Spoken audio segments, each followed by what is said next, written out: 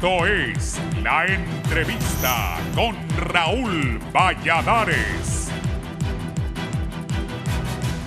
El Congreso Nacional realizará su reunión ordinaria de este miércoles en la antañona ciudad de Choluteca, marco en el que se podría presentar, entre otras, la revisión a los contratos de energía térmica, la readecuación de deudas de los productores con el Banco Nacional de Desarrollo Agrícola Banadesa, además del debate para dictaminar la nueva ley marco de vivienda y asentamientos humanos. Sin embargo, la labor del legislativo es amplia como el abanico e incluye el reconocimiento a 18 docentes de enseñanza pública del país que recibirán un homenaje por su trayectoria de 4 décadas en las lides educativas del país, sin destacar el tema político electoral. El titular de la Cámara Legislativa, Mauricio Oliva, felicitó a los 18 maestros, uno por departamento, cuya labor será destacada este mes por su excelencia docente en el Congreso Móvil de Choluteca. El galardón que se otorga surge para honrar la memoria del sabio José Cecilio del Valle, un ciudadano universal originario de la histórica ciudad de Choluteca. En materia de energía, el presidente de la Comisión Ordinaria en esta materia del Legislativo, Óscar Nájera, reafirmó hace unos días el compromiso de resolver los problemas que presenta el rubro, en especial los reclamos por el alza de la factura eléctrica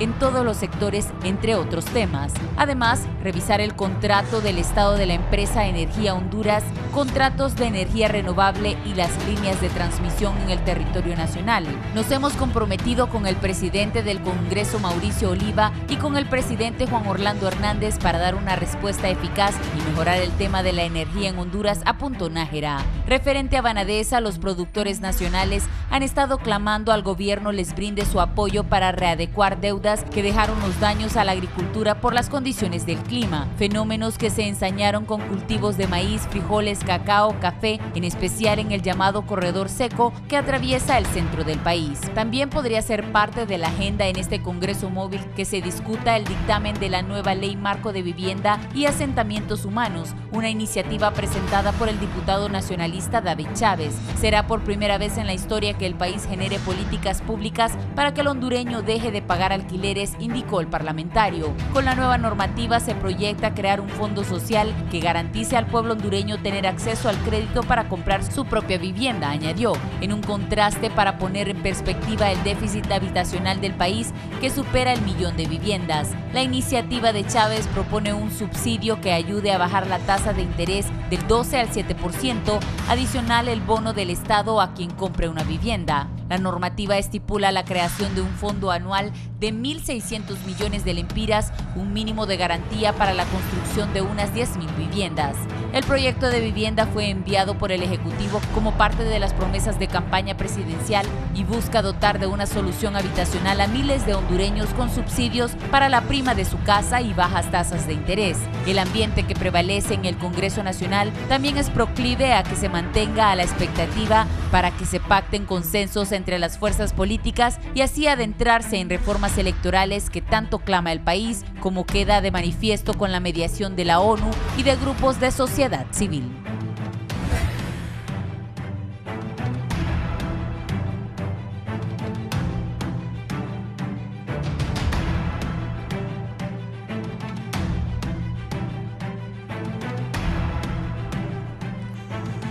Buenos días, Honduras y el mundo. Gracias por estar con nosotros en la entrevista de Canal 11. Es un gusto saludarles hoy desde el Hotel Hacienda Gualiqueme del buen amigo Nacho Williams.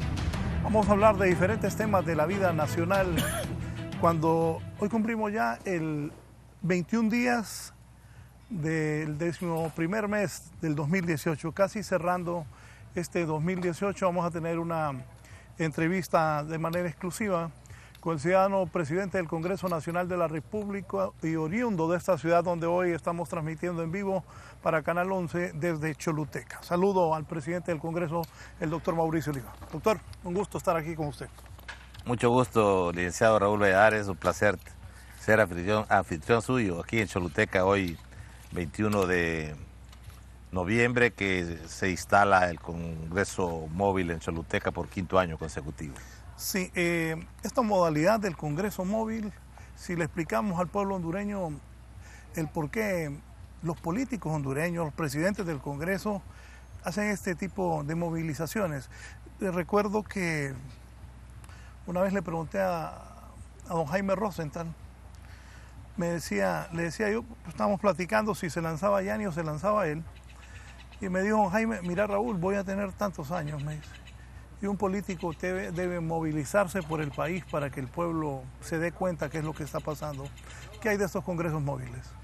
Bueno, fundamentalmente es acercar al Congreso al pueblo.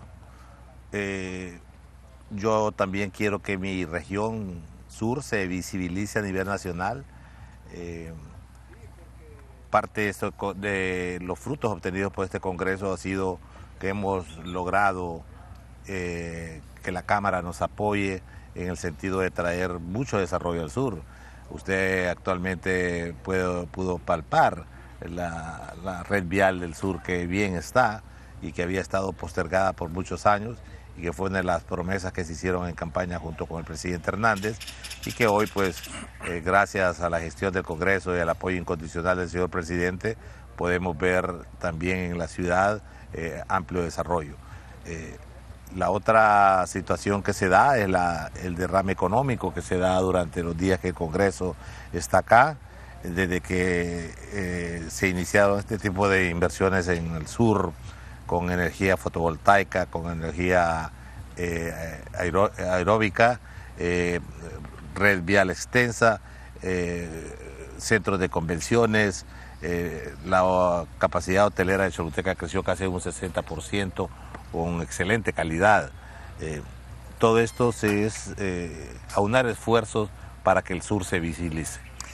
Voy a aprovechar, ayer cuando vine por la noche me puse a revisar los noticieros y vi que tuvo un conversatorio con la población de Choluteca. Ahí usted destacó los bulevares que ha hecho, habló de nuevos proyectos que vienen para su ciudad Choluteca, también habló de un nuevo bulevar, y escuché las canchas sintéticas que han hecho, el estadio Emilio Williams. Yo siempre digo que, y recuerdo a Roberto Suazo Córdoba, que mucha gente al inicio le cuestionaba por qué había pavimentado La Paz y todo. Si cada presidente hiciera eso, creo que sería bueno para el país. Se han hecho bastantes obras en Choluteca y veo que piensan seguir haciendo más a lo largo de estos 3 años. Sí. Habló también usted del apoyo a la gente humilde con ese programa del bono solidario Vida Mejor. Y algo que me llamó poderosamente la atención fue que el alcalde liberal, el alcalde Quintín Soriano, reconoció lo que usted había hecho por la ciudad, y me parece muy bien de parte del alcalde Quintín Soriano, porque las cosas buenas uno las debe reconocer, y anoche me fijé en todo eso. Sí, me habla un poco de todo esto. Bueno, yo le puedo decir con profunda satisfacción que en los 16 municipios del departamento se ve la obra palpable que ha hecho el gobierno de la República. Fundamentalmente en infraestructura. Hay 4 municipios que, si la memoria no me traiciona, son ellos Duyure, San Antonio de Flores, Concepción de María y Morolica, que tienen el 100% de su casco urbano con concreto hidráulico, con aguas negras. Hay municipios que tienen el 100% de sus aldeas con energía eléctrica. Municipios que son rectorados por alcaldes de otro partido o han recibido igual tratamiento, incluso algunos me reclaman que mejor, será por su estratégica posición geográfica, pero actualmente vamos a inaugurar en los próximos meses la carretera que va de Choluteca hacia la frontera con Nicaragua, con Guasable, que va a ser una vía de primer nivel para alto rodaje y que va a beneficiar a los municipios del Triunfo y de Namasigüe. Ambos municipios quedan al margen de la carretera panamericana, pero sus accesos están completamente pavimentados y también buena parte de su casco urbano. También estamos dando un apoyo consensuado con los 16 alcaldes, ahora que el Congreso Nacional de la República le aprobó al Ejecutivo a través de Inves, un fideicomiso que va a ser alimentado a través de la tasa vial y del impuesto de los combustibles, que va a tener una inversión en los próximos años de 21.000 millones de lempiras para mantener la red vial secundaria y terciaria, y que como es un fondo que tiene seguridad en cuanto al alimentar este fideicomiso, se puede traer a valor presente fácilmente unos 70.000 millones de lempiras, que va a traer mucho trabajo para la industria de la construcción, y va a traer también obviamente mucho circulante. Empleo. ¿Hace cuánto el sur no tenía este tipo de desarrollo? Bueno, habíamos estado bastante postergados, y yo en eso sí quiero conocer que hemos trabajado de la mano con el Ejecutivo, con el presidente Hernández, y incluso pusimos un eslogan que se llama La Hora del Sur. Pero no solo quiero quedarme en el aspecto de infraestructura, sino que, porque también usted señalaba, hemos invertido en 5 canchas sintéticas, apoyo al estadio. Un estadio nuevo. Platicaba con Jorge Salomón el otro día, que me llegó a visitar con miembros de la Cámara de la Industria de la Construcción, porque está pronto a entrar al Congreso una nueva ley de vivienda, encaminada sobre todo a los sectores de menor ingreso, vivienda social, y le decía que ya tenemos la infraestructura de Choluteca para traer un campeonato centroamericano, que sea de sub-17, sub-20. ¿Le gusta el fútbol a usted, no? Claro, y le gusta mucho a la gente de Choluteca, y le gusta mucho a los hondureños. Y también estamos ahí actualmente más de 4.000 niños que juegan fútbol sábado y domingo en Choluteca. Eso son 94 equipos juveniles. Imagínese usted la cantera que hay de jugadores, pero imagínese el aspecto educativo, formativo, que tiene para estos niños disciplinarse a través del deporte. Yo creo que vamos a tener tenemos expectativas importantes para las próximas generaciones. Además, el gobierno de la República, a través de CEDIS, el ministerio que rige el licenciado Reinaldo Sánchez, va a hacer una inversión de casi 62 millones de lempiras solo en el programa Vida Mejor para toda la zona sur. Añádele a eso el bono Vida Mejor, bono solidario, que es un bono que llega aproximadamente a 20.000 mujeres, madres solteras en el departamento de Choluteca. ¿Satisfecho con lo que se ha hecho hasta ahora? Satisfecho, pero todavía con la expectativa que podemos hacer mucho más, y precisamente de eso se trató ese conversatorio el día de ayer, una especie de rendición de cuentas ante la sociedad de Choluteca, ante los barrios, ante las colonias. Tuve la grata compañía de la mayoría de los alcaldes del departamento de Choluteca. Con todos hicimos un planeamiento estratégico para la red vial, como lo hemos venido haciendo también en la infraestructura de cada una de sus cabeceras municipales. Obviamente Choluteca es la cabecera departamental y es donde es más visible este desarrollo. Creo que si nos lo permite Dios, durante estos 3 años vamos a pavimentar 96 cuadras más en una alianza estratégica con la alcaldía municipal.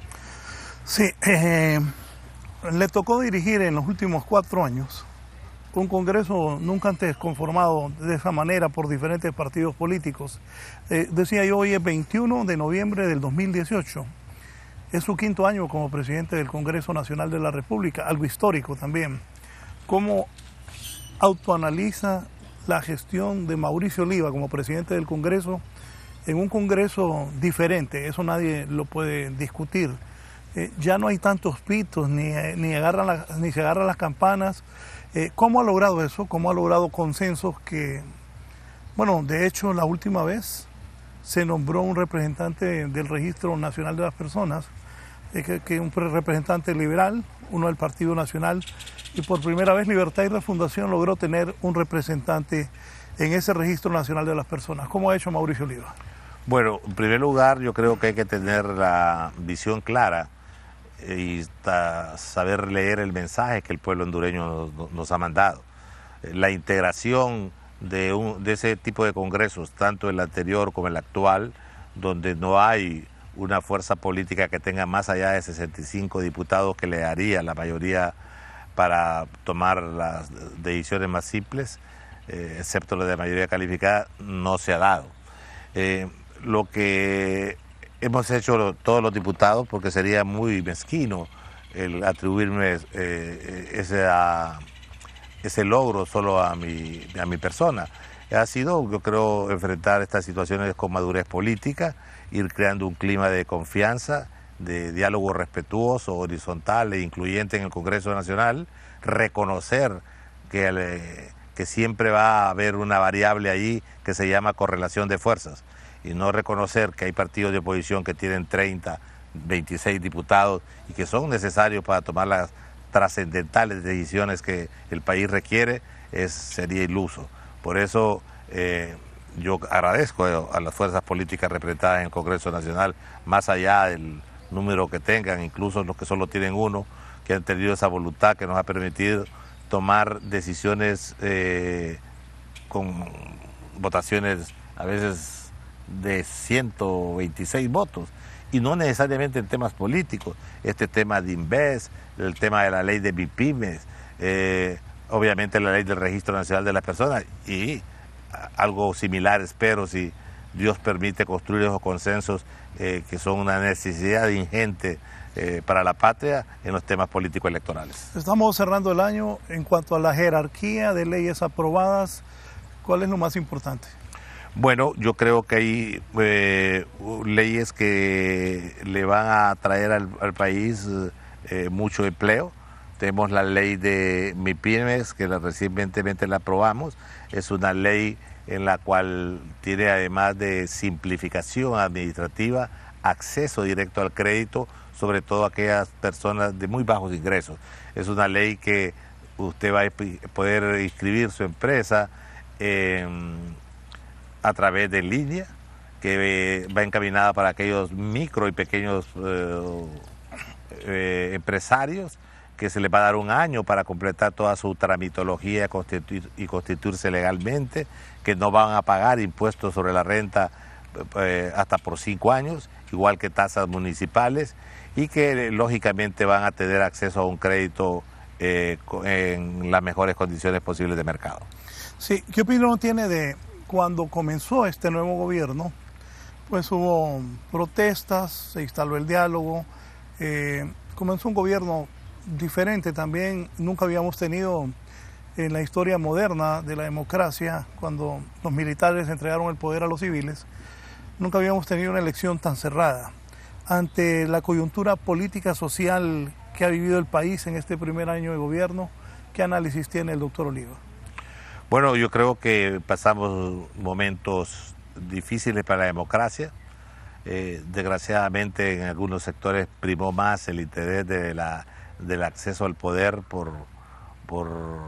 de manera irregular. El Tribunal Supremo Electoral, los organismos internacionales fueron claros y precisos de que hubo un ganador, que es el actual presidente de la República, que fue por un margen apretado. Y yo creo que ahí no pudimos evidenciar la suficiente cultura democrática para aceptar los resultados. Hoy día hay sectores que dicen que no reconocen la gestión del presidente Hernández, pero la paradoja es, y en esto no quiero ser infidente, que cuando yo platico con los más altos representantes de la oposición, les digo, ¿quieren elecciones adelantadas? ¿Están listos para tomar el gobierno? Y la respuesta es la misma, no. Entonces, si esa es la realidad concreta, debemos tener el ser lo suficientemente pragmáticos y humildes para entender que lo que debemos es sentarnos alrededor de una mesa y poder construir un próximo proceso electoral que tenga los elementos de inclusión, de transparencia, que permitan que los resultados sean aceptados por las partes.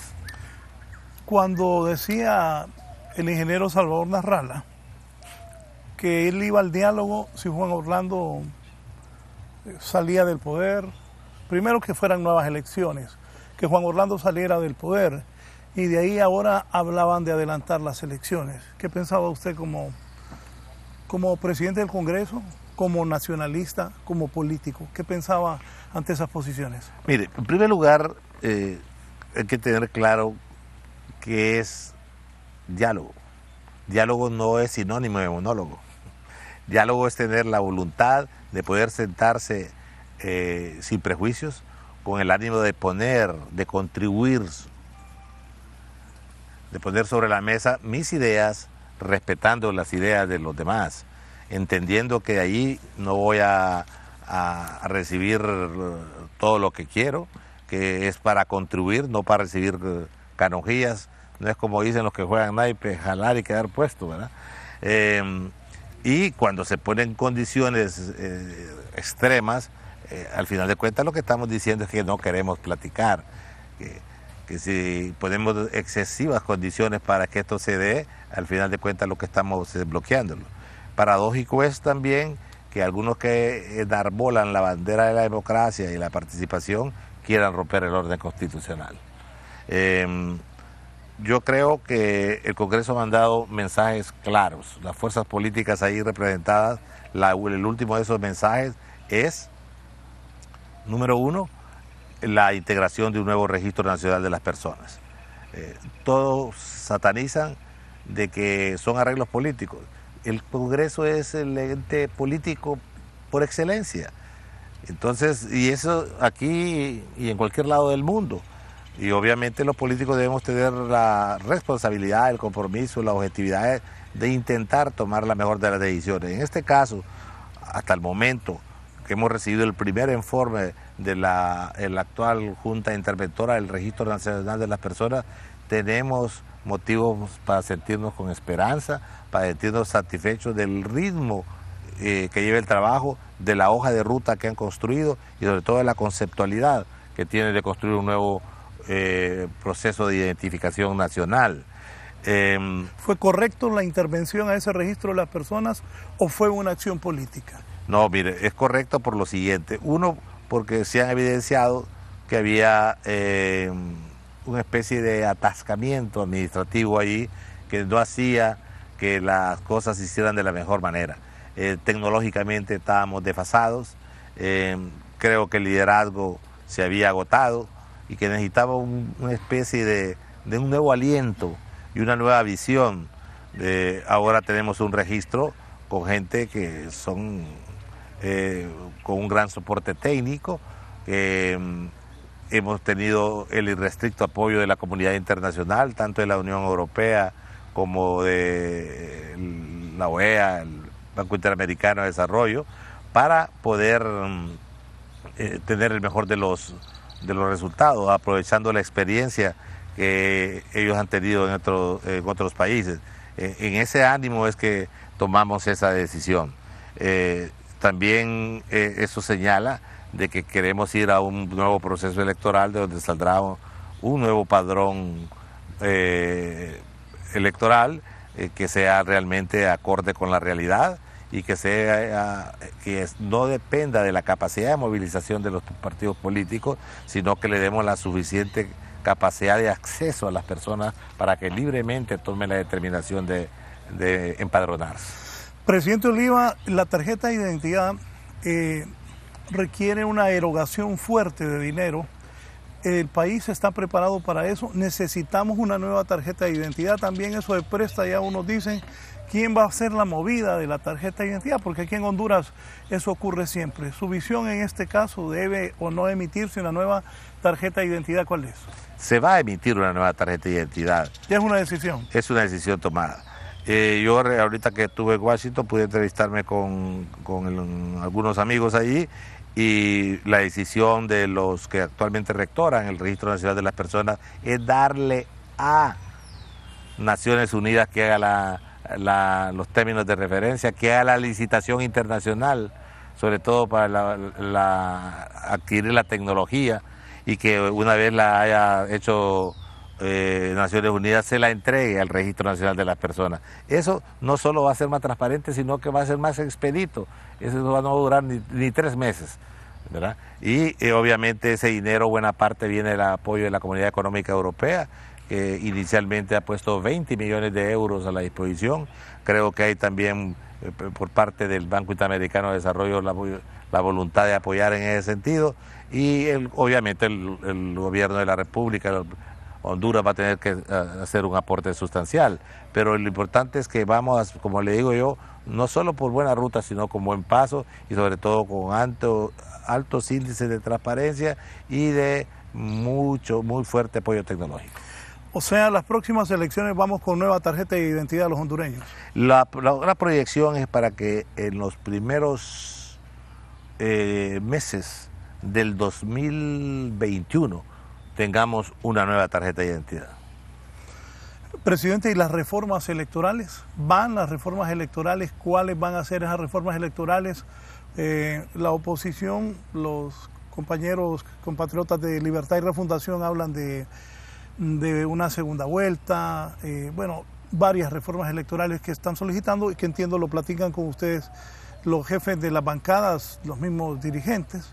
Se habla que usted, eso me lo aclara más adelante, tiene buena amistad con don José Manuel Zelaya Rosales. ¿Cuáles van a ser las reformas electorales? Porque también ellos dicen que si no hay reformas electorales no van a acudir a elecciones porque les van a hacer fraude. ¿Qué dice usted? Mire, si en algo ha sido consistente algún sector de la oposición, que durante todos los últimos 9 años han estado hablando de fraude.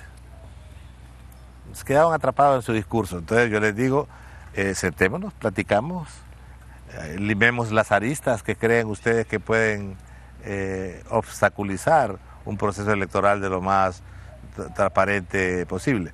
La primera decisión que tomé fue, yo noté que directivos del Partido Liberal fueron 2 o 3 veces a Washington a visitar al señor Almagro, entre otras tantas personas, a pedir apoyo para hacer reformas electorales.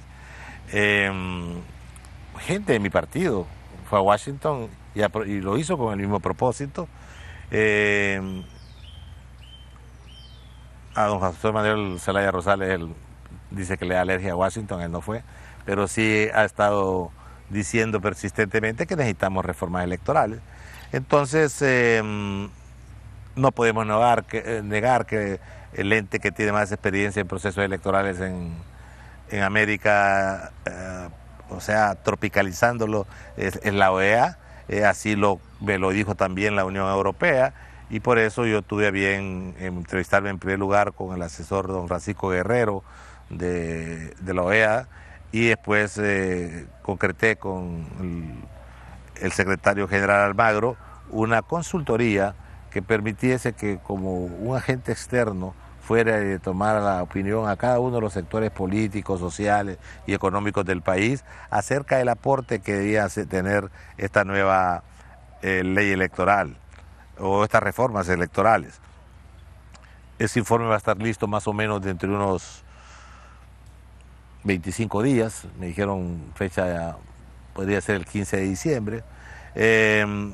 Entonces recién yo voy a llamar a las fuerzas políticas para que entregarles el documento, que lo analicemos en conjunto y que vayamos construyendo de a poco, porque no son más que recomendaciones las que vienen, de a poco qué es lo que podemos lograr. Yo identifico así plenamente que hay que hacer primero algunas reformas de tipo constitucional, que son las más urgentes, porque hay que consensuarlas y concretarlas en el mes de enero. Una es algo que casi es común en todas las propuestas, como es reestructurar el el Tribunal Supremo Electoral.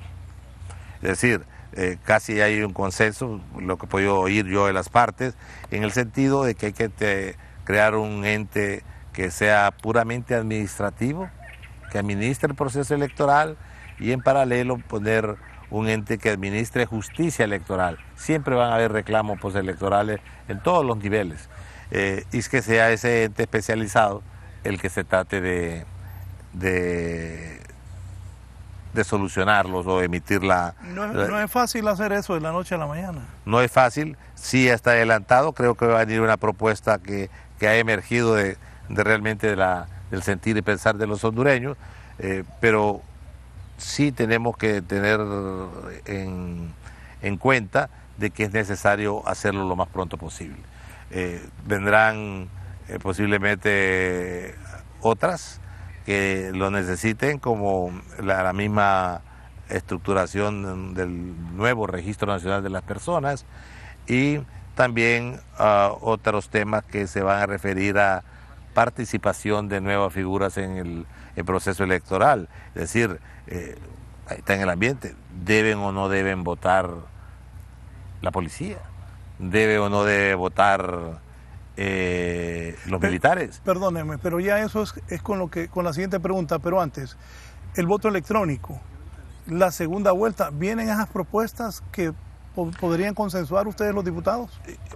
Es algo que va a estar sobre el tapete.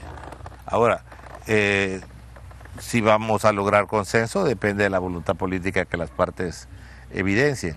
Va a haber que ceder en algunos espacios, todos vamos a tener que ceder uno. Y yo se lo digo, somos la mayor fuerza política del país, 61 diputados, tenemos la llave de la reforma constitucional.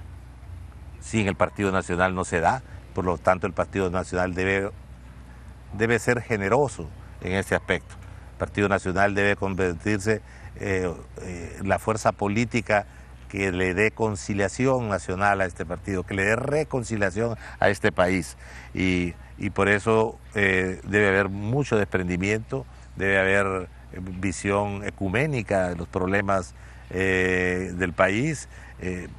Le decía también que no podemos seguir con sectarismos infecundos y va a haber que cambiar el chip a mucha gente.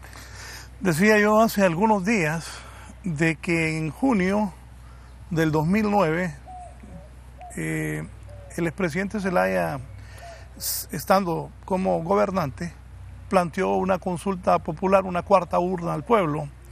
Eso le costó a Mel Zelaya que lo sacaran de su casa, los militares, lo llevaran, el avión, el West Wing se paraba en Palmerola a echar combustible y luego se lo llevaron. Le dijeron a los norteamericanos, va para afuera el presidente de Honduras. Allá lo fueron a tirar a la pista del aeropuerto Juan Santamaría, Oscar Arias Sánchez lo fue a recoger. Cuentan las anécdotas que le preguntaron a Mel, que lo sacaron en pijama, que si le conseguían un saco, dijo que no. Y hago esta referencia porque el otro día el presidente del Congreso, con quien hoy estoy aquí compartiendo desde Choluteca la entrevista a través de Canal 11 y Radiovisión Honduras, el presidente del Congreso planteó al pueblo hacer una consulta. Primero, no se recordó de lo que le pasó a Mel y segundo, ¿qué lo motivó a hablar de esa consulta que ya ha generado reacciones a favor, algunas reacciones en contra, pero sí ya está en el debate esa consulta que usted ha planteado? Bueno, hablar de ese tema, de lo que le sucedió al presidente... No solo fue una referencia. El presidente Zelaya, yo le decía a él en privado que no podemos vivir con los ojos en la nuca. Hay que ver hacia adelante qué podemos construir del pasado solo para aprender. Este tema de la consulta, yo le decía a algunos colegas suyos previo a entrar a usted a esta entrevista, que es un tema que ha estado allí desde ese tiempo, más de 10 años, ¿verdad? Lo que pasa es que ya la Constitución, cuando fue presidente del Congreso, el actual presidente de la República, don Juan Orlando Hernández Alvarado, hizo una reforma al artículo 5 constitucional, donde crea los temas de plebiscito y de referéndum y de iniciativa ciudadana como mecanismos de consulta popular. Actualmente hay muchos temas en boga y todo el mundo se abroga la iniciativa de consultarle al pueblo, de que el pueblo soberano y todo un lenguaje ahí bien rimbombante. Pues yo les digo de la manera más simplista, bueno, ha llegado el momento de hacer una consulta para ciertos temas. Yo creo que el qué, el cómo y el cuándo de una consulta debe partir de un amplio proceso de diálogo entre los más grandes actores políticos, sociales y económicos del país. Ya algunos han reaccionado y ya me parece que hasta el momento por lo menos algunos sectores de la oposición han reaccionado de acuerdo a su lógica, que no podemos ir de inmediato a un proceso por una sencilla razón, porque no creen en el actual proceso electoral. Y ahí entra la enorme paradoja. Algunos dicen nuevas elecciones, inmediatas, Con el mismo padrón electoral. Es mi pregunta. La otra cosa que dicen... Pero es que también decían ellos en las elecciones pasadas que había que ir a elecciones porque si no ustedes quedaban solos y hacían con los partidos pequeños las elecciones y entonces Libre y el Partido Liberal quedaba fuera. ¿Se acuerda de eso? Mire, nadie va a un proceso electoral si no tiene allá, por mínimo que sea, la esperanza de ganar. Y yo creo que los primeros sorprendidos con el resultado electoral que tuvieron fue la oposición misma y no lo pudo administrar. Yo, como le digo, del pasado para aprender. Yo me acuerdo de aquellas famosas elecciones de opción B. ¿Se acuerda? Claro. Bueno, se pactaron. Podemos decir que eran inconstitucionales, lo que requiera. Rafael Leonardo Callejas tuvo un excelente resultado electoral. Pero Callejas respetó las reglas del juego. El Partido Nacional respetó las reglas del juego. Digo, primero está Honduras. No vamos a llevar al país a una confrontación innecesaria. El poder no vale una gota de sangre de un hondureño. Y el Partido Nacional aceptó el resultado. Y tuvo paciencia y 4 años después Rafael Leonardo Callejas fue presidente de Honduras. Entonces, yo lo que recomendaría es que capitalicen esa experiencia electoral que tuvieron, que sean capaces de ser proactivos, pero salir de un proceso electoral generando posiciones polarizantes en el país, que vienen a tener un resultado que impacta en la economía nacional, que impacta al que menos tiene, que disminuye el acceso al trabajo, que disminuye la producción, que disminuye el comercio, no le favorece a nadie. Por eso, de manera creo que muy tácita, los partidos políticos en el Congreso estamos mandando ese mensaje, dispuestos a dialogar, dispuestos a construir y ojalá tengamos los mejores resultados. El hecho de la consulta, sigo con esa voluntad, creo que debe hacerse, reitero, que diga el pueblo hondureño qué quiere preguntar, que digan los partidos políticos. El resto de bancadas, ¿qué ha sentido? ¿Están a favor de esa consulta? Entiendo que esa consulta puede ser preguntas también como si los policías pueden votar, varias preguntas, pero otros también preguntan si viene en la consulta, debe instaurarse una Asamblea Nacional Constituyente en el país. ¿Existe esa posibilidad? Yo no cierro ninguna posibilidad, porque yo no soy dueño de la acción. Yo solo soy un promotor de la misma, ¿verdad? Y si me pongo como otros a poner condiciones sobre lo que voy a discutir y cómo voy a discutir, entonces me estoy convirtiendo en un obstáculo más para que el país encuentre puntos de encuentro. Esta apertura yo creo que muchos muy inteligentemente la están meditando, porque cuando se da un paso hacia adelante en este tipo de las cosas no se pueden dar dos para atrás, y entonces hay que llegar a la mesa lo suficientemente comprometido con las ideas, dispuestos a ver en qué espacio vamos a contribuir, no en qué espacio vamos a lograr nuestros propósitos. Al final de cuentas, aquí el que tiene que resultar como absoluto ganador es el pueblo hondureño. Los políticos tenemos que saldar esa deuda de confianza con el pueblo. Las reformas electorales, ya estamos a final de año, presidente Oliva, y no ha habido reformas electorales, se esperaba. Yo recuerdo que Fernando Anduray, cuando era secretario del Registro Nacional de las Personas, me hablaba que esperaba que al final de este año ya estuviese casi terminado el proceso de la tarjeta de identidad, algo que usted dice que ya es un hecho. Cerrando el 2018, va a haber reformas electorales, va a haber nueva identidad y va a haber acuerdos entre los partidos políticos para que haya más confianza. Usted recientemente estuvo en Washington con importantes personajes de la vida política norteamericana. También entiendo que usted anduvo platicando sobre todo esto de las reformas electorales y la posición que tiene Honduras para ir a un proceso electoral, el siguiente, que sea más transparente y que el mundo vea que estamos volviendo a ser un país con credibilidad ante lo que es cada proceso electoral. Sí, como le decía, yo estoy seguro que antes de que vengan las nuevas elecciones internas ya va a haber un nuevo padrón y una nueva tarjeta de identidad. Mire, lo que debemos hacer de aquí a enero son las reformas constitucionales que amerite hacer. ¿Cuáles? La mesa de diálogo lo va a decir. La ley electoral usted la puede cambiar un mes antes de las elecciones. O sea, con esto lo quiere decir que hay tiempo, pero para mí será todo el otro año en que vamos a concretar esas reformas electorales, porque lo que se necesita para ella es una ley secundaria de la República, no es una reforma constitucional, pero sí es la única ley secundaria que se necesita mayoría calificada. Requiere amplio consenso. Entonces, yo creo que si logramos el consenso para hacer estas reformas constitucionales y las concretamos a finales del mes de enero, es decir, las aprobamos así antes que termine esta legislatura y en caliente aprobamos, las ratificamos, vamos a ir creando ese clima de confianza para ir construyendo, en primer lugar, lo más fácil. Para que después cuando construyamos este clima de confianza, cuando las fuerzas políticas evidenciemos la voluntad de realmente construir, yo creo que esto va a tener un efecto dominó y la cosa va a ir agarrando el ritmo que el país está deseando, que la nación hondureña ve con mucha esperanza, y ese sería, creo, el mayor logro que podríamos tener los políticos de Honduras. Presidente, en este momento, supongamos que lo está viendo Mel Zelaya, Narrala, los miembros del Partido Liberal de Honduras, los partidos emergentes, o de repente alguien que se postule con una candidatura independiente.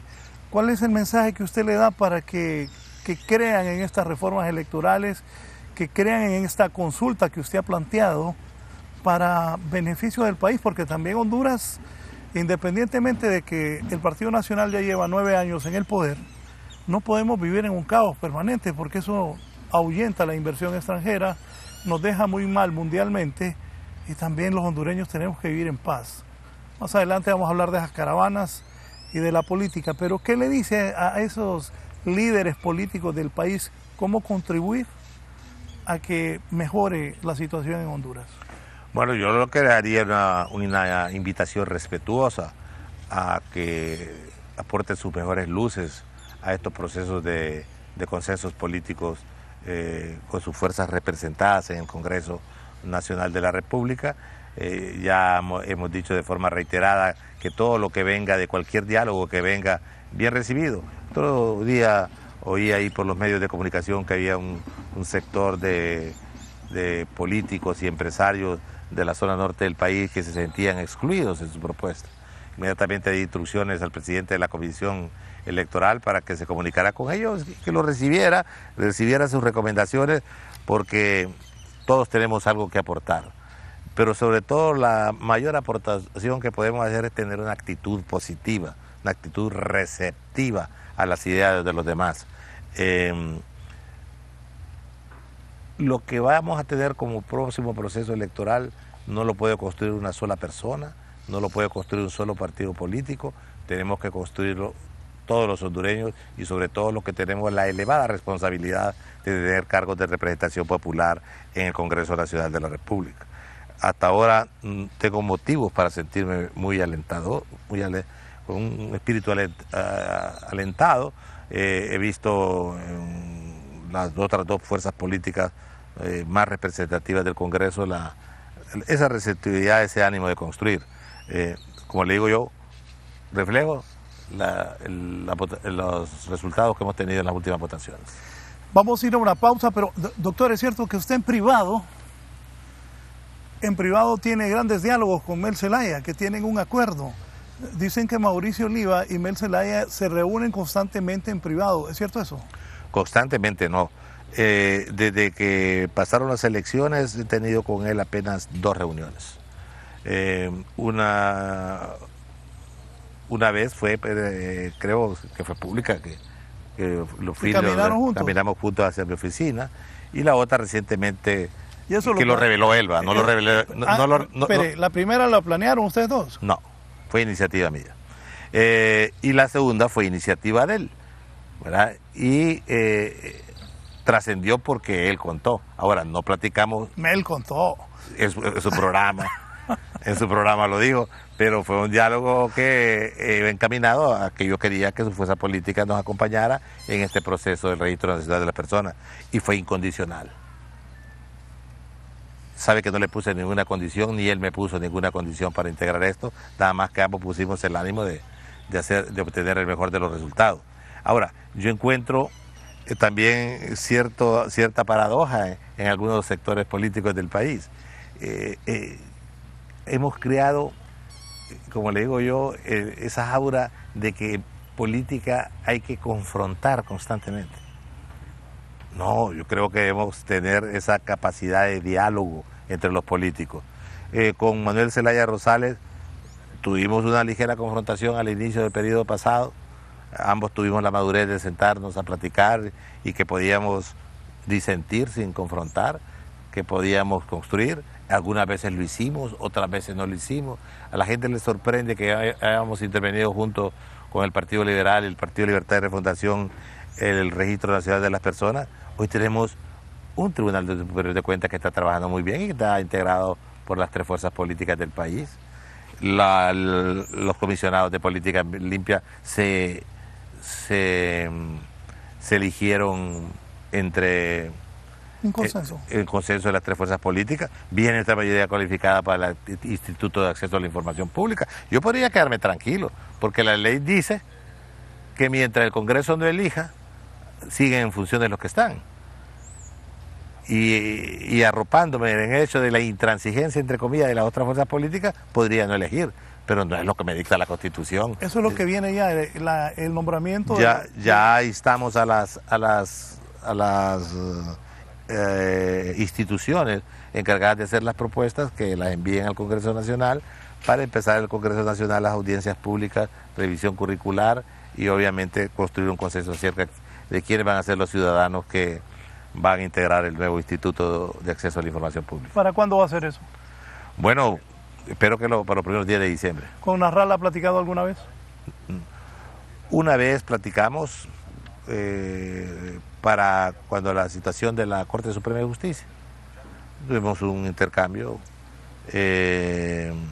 no muy productivo, él se centró en su posición, la cual respetamos, de que no querían elegir corte, pero sí fue un diálogo respetuoso. ¿Qué piensa de él cuando él dice que el Partido Nacional le hace demasiado daño al país, que roban demasiado, que es un caos el Partido Nacional, que deben salir del poder todavía hoy, 21 de noviembre del 2018, Salvador sigue diciendo que él ganó las elecciones, que deben adelantarse las elecciones, que Juan Orlando debería salir del poder? Usted como presidente del Congreso y miembro del Partido Nacional, ¿cómo analiza cuando el hombre que quedó en segundo lugar dice eso? Bueno, mire, en primer lugar, yo entiendo o trato de entender su situación. En segundo lugar, yo creo que alguien debe ser aquí el que ponga el equilibrio. Aquí no se trata de dimes y diretes, se trata de asumir la posición más constructiva. Yo nunca he recurrido al expediente de descalificar a nadie. Yo creo que la persona que se mete a política hace un enorme sacrificio personal, familiar y hasta económico en algunos casos. Tiene el derecho como hondureño de aspirar, la manera como lo hace también es su derecho. Algunos se aferran a ciertos paradigmas políticos y quedan atrapados en ellos. Yo nunca voy a caer en el tema de la confrontación y el de la descalificación. Espero que, como todo aquel que participe en política, lo juzgo como me juzgo a mí mismo, que lo hago con la mejor de las intenciones. Sí. Voy a ir a una pausa y luego vamos a platicar. Viene la gran convención del Partido Nacional de Honduras. Eso fue antier. En la tarde, en la casa del presidente Juan Orlando Hernández, se reunieron el presidente Hernández, estaba el doctor Mauricio Oliva, estaba Papi a la Orden, estaba Ricardo Álvarez y Reinaldo Sánchez platicando de la convención, pero todos ellos, ha trascendido, van a buscar la candidatura del Partido Nacional de Honduras. Al volver le voy a preguntar al doctor Oliva, también tengo conocimiento que diputados, alcaldes, regidores de varios sectores del país ya han venido a dialogar con el doctor Oliva para decirle que busque la candidatura presidencial del Partido Nacional de Honduras. Al volver hablamos de esto. También el Tribunal Supremo Electoral ha dicho que el Partido Liberal no puede expulsar a los 17 diputados que forman la bancada que dirige el ingeniero Elvin Santos Ordóñez, a pesar que las autoridades del Central Ejecutivo siguen insistiendo que deben ser expulsados. De esto y más, de la caravana de migrantes, qué piensa el presidente del Congreso de Honduras, también qué piensa de la acusación que le han hecho al vicepresidente del Congreso, Toño Rivera Callejas, y a la diputada Sara Medina, estaremos informando. Una pausa.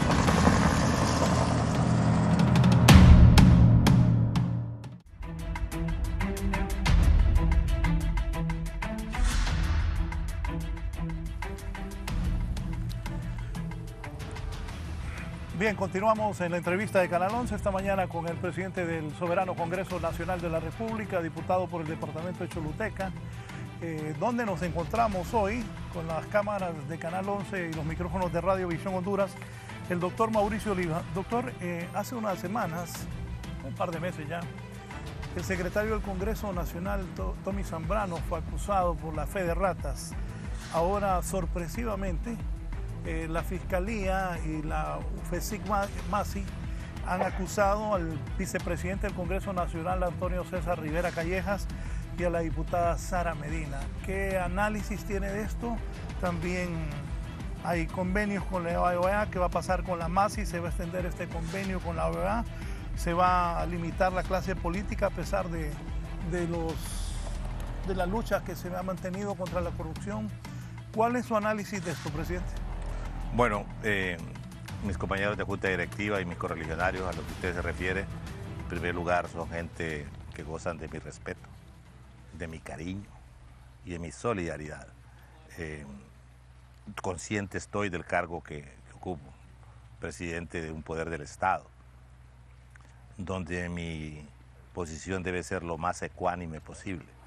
Soy un hombre pro institución y yo juré cumplir y hacer cumplir la Constitución y las leyes.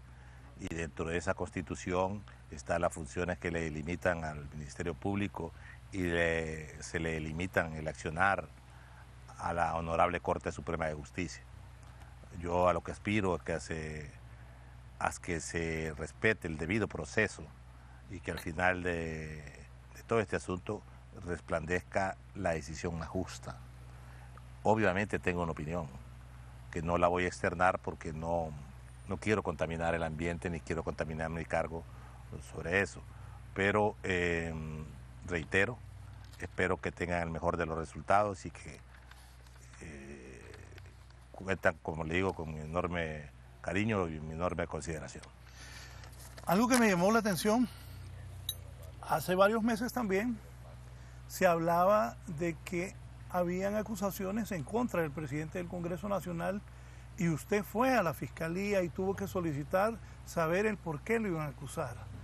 Y cuando se está en la política hay momentos difíciles y hay acciones que se toman de parte de algunos sectores que no están con determinada persona o con determinado grupo político, se hacen en busca de lo que se dice zancadillas políticas, dañar a la persona. Cuando usted tomó esa actitud de ir a preguntar, como todo ciudadano que tiene derecho a ver de qué lo acusan, porque también aquí en Honduras a lo largo de los años, no en este gobierno, no en esta fiscalía, sino otras fiscalías, otros gobiernos, se acusan a personas que de repente son inocentes y por cuestiones políticas, con estrategias que se hacen, se mandan a hacer ese tipo de señalamientos para desprestigiarlos. Y yo recuerdo bien que me lo decía un asesor chileno y un boliviano que tengo muy buena amistad con ellos, que son de los mejores de Latinoamérica, que también se hacen para que la persona que está al frente de importantes cargos se distraiga de lo que está haciendo. ¿Cómo recibió eso usted, que tuvo que ir a preguntar? Bueno, fue un señalamiento que hizo el vocero anterior de la MASI. Yo me apersoné a través de mi representante legal para conocer el caso concreto, porque él se refirió en términos muy amplios, muy generalizados. Me incluyó un grupo de más de 70 diputados que estamos siendo investigados por manejo de fondos de manera irregular con ONG. Y hacia eso fue dirigido mi solicitud de amparo, a que se me informase. Estoy pendiente todavía de la resolución que tome la Honorable Corte Suprema de Justicia sobre eso. Yo siempre he dicho, Raúl, que esto debe ventilarse donde debe ventilarse y que se ventile en los tribunales de la República. Y como reitero, soy un hombre que respeto las instituciones, no voy a demeritar ni al Ministerio Público, ni al Poder Judicial, ni me voy a victimizar como que es una jugada de tipo político. Sencillamente me toca, si me toca, afrontar las situaciones que tenga que afrontar. Mi pensar, mi manera de vivir es justamente esa. Y ahora, si usted le suma la enorme responsabilidad de ser presidente del Congreso Nacional de la República, exige de mí objetividad, ecuanimidad y sobre todo mucha tolerancia. Hay un nuevo vocero de la MASI, ha platicado con él cuál es la visión que el señor Guimaraes tiene sobre la labor que va a hacer la MASI aquí en el país. Esta acusación contra don Antonio César Rivera Callejas y Sara Medina lo ha hecho la UFESIC MASI. ¿Cuál es la visión que ellos tienen? ¿Ha dialogado con él? Yo he platicado con el senador Marrey, pero nunca nos hemos referido al caso concreto. Hemos platicado sobre algunas inquietudes que tienen sobre cierta legislación que tiene que llegar al Congreso Nacional de la República en términos conceptuales. Nunca nos hemos referido a ninguno de los casos que están actualmente en los tribunales de la República. Esa situación de señalamientos a diputados, a la clase política hondureña, en su visión como político, como presidente del Congreso, ¿qué le dice? ¿Cuál es el panorama que usted lee hacia futuro? Bueno, en primer lugar, yo creo que los políticos tenemos la obligación de reinventarnos. Dicen que muchas veces de buenas intenciones te empedraba el camino al infierno, ¿verdad? Y decisiones que se tomaron con la mejor de las intenciones pueden haber sido distorsionadas o mal interpretadas. Sí creo que la clase política tenemos que hacer los ajustes necesarios para darle a todo nuestro accionar mayor transparencia. Incluso tenemos que legislar en el sentido que aumente los índices de transparencia y sobre todo delimitar de una vez por todas desde el punto de vista judicial cuáles son los ámbitos de competencia de cada quien. Hay muchos vacíos ahí y desgraciadamente estos temas son demasiado mediáticos y tomar a veces decisiones en este sentido a veces son malinterpretadas y dicen que son pactos de impunidad, que son arreglos entre políticos, que nos arropamos con la misma cobija y tal vez no tiene todavía la visión, los que deberían tenerla, de lo necesario que es ir poniendo clarita sobre la mesa las reglas del juego. Ha trascendido en algunos sectores una supuesta lista de diputados que podrían ser señalados y son varios. ¿Qué sabe de eso, presidente? Mire, yo mantengo una relación muy respetuosa con otros poderes del Estado. Hay mucho ruido en la calle, hay incluso insinuaciones de algunos medios de comunicación sobre el tema. Yo no puedo juzgar si eso es cierto o es mentira. Lo que sí creo que todo el mundo debe tomar las previsiones del caso. Si cree que tiene algún grado de responsabilidad o se le puede imputar algún grado de responsabilidad, pero mientras las entidades encargadas de pronunciarse en tal sentido no lo hagan, todo estará en el terreno de la especulación. En estos 5 años que tiene de ser presidente del Congreso Nacional de la República, ¿cree que su gestión, tanto legislativa como administrativa, ha sido correcta, honesta, como usted esperaba? ¿O cree que se han cometido algunos errores que se pueden subsanar todavía? ¿Tiene gente de la MASI y de la Fiscalía ahí que esté investigando? Porque aquí hay que ser realistas. Ahora uno tiene que cuidarse de todo para después no salir acusado. Correcto. No, yo he actuado dentro de los límites de mi competencia. Tenemos ahorita el Tribunal Superior de Cuentas auditándonos todo, toda nuestra administración pasada. Hasta el momento no se me ha hecho ninguna observación, reclamo o subsanación de nada. Espero que todo salga de manera transparente. Y yo quiero aclarar que el Congreso no maneja fondo departamental. Esa es una figura que ha manejado siempre finanzas, no la ha manejado el Congreso Nacional. Presidente, el Tribunal Superior de Cuentas creo que necesita más apoyo, porque cuando he platicado con algunas autoridades del Tribunal Superior de Cuentas y con auditores me han dicho que son muy pocos, que hay poco presupuesto y que hay cualquier cantidad de personas que están siendo revisadas su gestión pública. ¿Han hablado alguna vez de mejorar lo que es el apoyo al Tribunal Superior de Cuentas?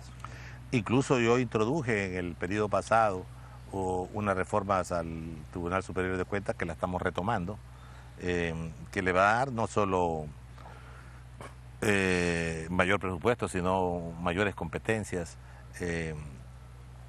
y como nombrar directamente los auditores de las instituciones públicas, que actualmente la paga la institución pública y nombra el auditor interno, la figura de las auditorías concurrentes. Yo digo, mire, no hay escuela para presidente de Congreso, no hay escuela para alcaldes. Ni para presidente. Ni para presidentes. Y muchos van, tal vez se puede cometer un error administrativo por desconocimiento, por eso es importante que haya siempre para un auditor que le valide la decisión o que le diga la corrección que tenga que hacer a tiempo, sino que va a estar 4 años cometiendo el mismo error y después de 10 años va a estar reparado, ya no tiene ni papeles, ya no sabe ni cómo defenderse y con meterlo en la cárcel no va a subsanar el daño que se le pudo haber hecho desde el punto de vista económico. Entonces, el énfasis que queremos darle también al Ministerio Público, obviamente sin quitarle sus competencias de fiscalización y de prejudicialidad en el sentido que pueda él decir que va por la vía, que reparo, se da el término, o se me va el término legal, va por la vía administrativa, va por la vía civil o va por la vía penal. También vamos a hacer énfasis en el aspecto preventivo. Es decir, el truco está en que todo el mundo quiere castigar la corrupción. Y es justo que lo piense así, pero también lo que debemos hacer para disminuirla, para controlarla o para desaparecerla, es tomar las medidas preventivas para que no se den los escenarios donde se pueda cometer. La llegada de personas del extranjero, la MASI, el señor Garafuli, con el prediálogo, el diálogo, ha sido buena para Honduras. ¿Es correcto esto? Yo leí una vez que el expresidente Flores en un editorial le escribía: solo falta que pongamos un presidente extranjero. Pero la llegada de estos representantes de organismos internacionales ha sido buena. ¿Qué ha hablado usted con el señor Almagro también cuando han estado dialogando en Washington? Mire, en primer lugar, los interlocutores del diálogo para mí reflejan una falta de madurez política del hondureño. Yo no he necesitado intermediarios en el Congreso para arreglar las cosas internacionales. O sea que cuando se tiene voluntad política, cuando se tiene solo tolerancia... Permítame, lo felicito por eso, es cierto. Usted no ha ocupado a nadie, usted ha logrado consensos, diálogos. Y me dijo también el ingeniero Flores, el expresidente del país, es que Garafuli no sabe cómo somos los hondureños. Y creo que el señor Garafuli ha hecho un esfuerzo, pero tuvimos un prediálogo larguísimo y ahora habla de un diálogo y ahora se habla de que avance un poco más. Yo he tenido la oportunidad de tratarlo y realmente aprovecho aquí para felicitarlo y agradecerle esa paciencia franciscana que ha tenido, esa enorme tolerancia, que solo puede hacer en primer lugar un hombre que tiene compromiso, un hombre que tiene la paciencia, la inteligencia para poder lidiar con este tipo de situaciones. La idea de traer a misión de apoyo aquí, yo creo que debe quedarse estrictamente en el campo, donde hemos dicho, de acompañamiento, de fortalecimiento técnico, de asesoría. Y ese fue el espíritu y ha sido siempre el espíritu de la misión de apoyo contra la corrupción. Y cualquier otra misión de apoyo que venga. Es decir, el resumen en palabras llanas, nadie nos va a hacer ni nos debe hacer el trabajo a los hondureños. yo creo que hay suficiente competencia, suficiente sacrificio, compromiso para que lo hagamos los hondureños. Y obviamente estas misiones tienen que tener su término en el tiempo. Cuando platicaron eso con Almagro, ¿qué dice Almagro? No, mire, es que yo lo que quiero recordarle al pueblo hondureño, que ese convenio no es entre el Congreso Nacional, ese convenio es entre el Ejecutivo, que representa al Estado hondureño, y la OEA. El Congreso lo único que hace es ratificarlo por dos razones. Una, porque trasciende el periodo constitucional de gobierno, y la otra, porque le da competencias para que actúe acompañando a una institución como es, en este caso, el Ministerio Público. Porque el Ministerio Público por sí solo no puede hacer compromisos ni convenios internacionales si no es bajo el auspicio y la aprobación del Congreso Nacional de la República. Cuando platica con el presidente Hernández de este tema, ¿qué dice él? Bueno, yo creo que el presidente Hernández ha evidenciado una voluntad para luchar contra este flagelo. Obviamente le ha tenido un costo político, mucho señalamiento que lo ha querido culpar a él, de que él es el que toma algunas decisiones en el país sobre este asunto, y a mí me consta que el hombre ha actuado con la mayor ecuanimidad posible, que obviamente no es un trago fácil para nadie, pero que siempre la intención fue traer al país un poco de sosiego, un poco de evidenciar una voluntad política de luchar contra la corrupción. En ese sentido, yo creo que en él ha privado la mejor de las intenciones. Volviendo un poco a lo del diálogo, de las propuestas que emanen de este diálogo, ¿qué se va a hacer en el Congreso Nacional? Porque también en algún momento hablaban de que ya el diálogo se pasó al Congreso, pero hay una cosa cierta, el Congreso es el que legisla. Una vez creo que se le dijo al ingeniero Narrala que es el Congreso Nacional que legisla, porque ahí están los representantes del pueblo, que el diálogo podía proponer, pero ya a la hora de legislar es el Congreso Nacional. ¿Cómo se va a unir eso? No, mire, en primer lugar, yo celebro cualquier iniciativa que tenga cualquier hondureño de sentarse a dialogar y evidencie su preocupación por la situación del país, y que tenga todo el sentimiento de querer aportar soluciones. Eso es válido. Donde hubo un poco de distorsión en este tema del diálogo es que yo creo que, preñada la mejor de las intenciones, pero con un grado de desconocimiento, se quiso hacer vinculante la toma de decisiones ahí, en el sentido de suplantar, si podría decir, al Congreso Nacional de la República, o obligar al Congreso a que las tomase literalmente como se las diese. Mi respetuosa sugerencia fue que mandaran eso, sugerencias, y que el Congreso se iba a moldear para darles visos de ley. No puedo yo minimizar ni deslegitimar el interés que cualquier hondureño tenga, sea del color político que sea. Si este país lo que necesita es más diálogo, más reconciliación nacional, y entonces para eso hay que tener la mente abierta, la voluntad sostenida, para poder tener esa paciencia de poder asimilar el pensamiento de los demás y ver qué se puede construir con el que tenemos nosotros.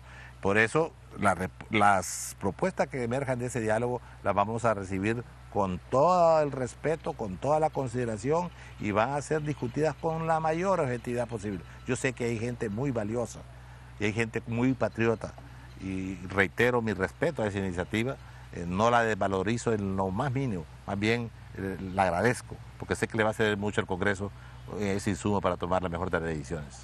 Bien, voy a hacer una pausa. En un momento continúo hablando con el presidente del Congreso Nacional, el doctor Mauricio Oliva, esta mañana directamente desde Choluteca.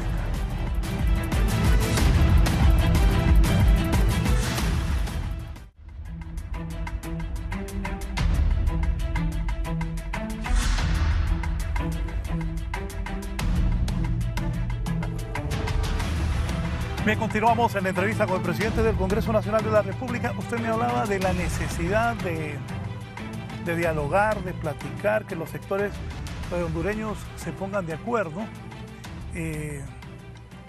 Eso es vital para el país.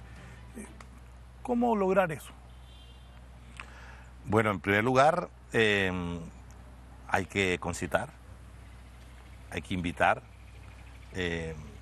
tiene que ser alguien que tenga la credibilidad o el cargo que le permita hacerlo. Hay que hacerlo en el escenario adecuado.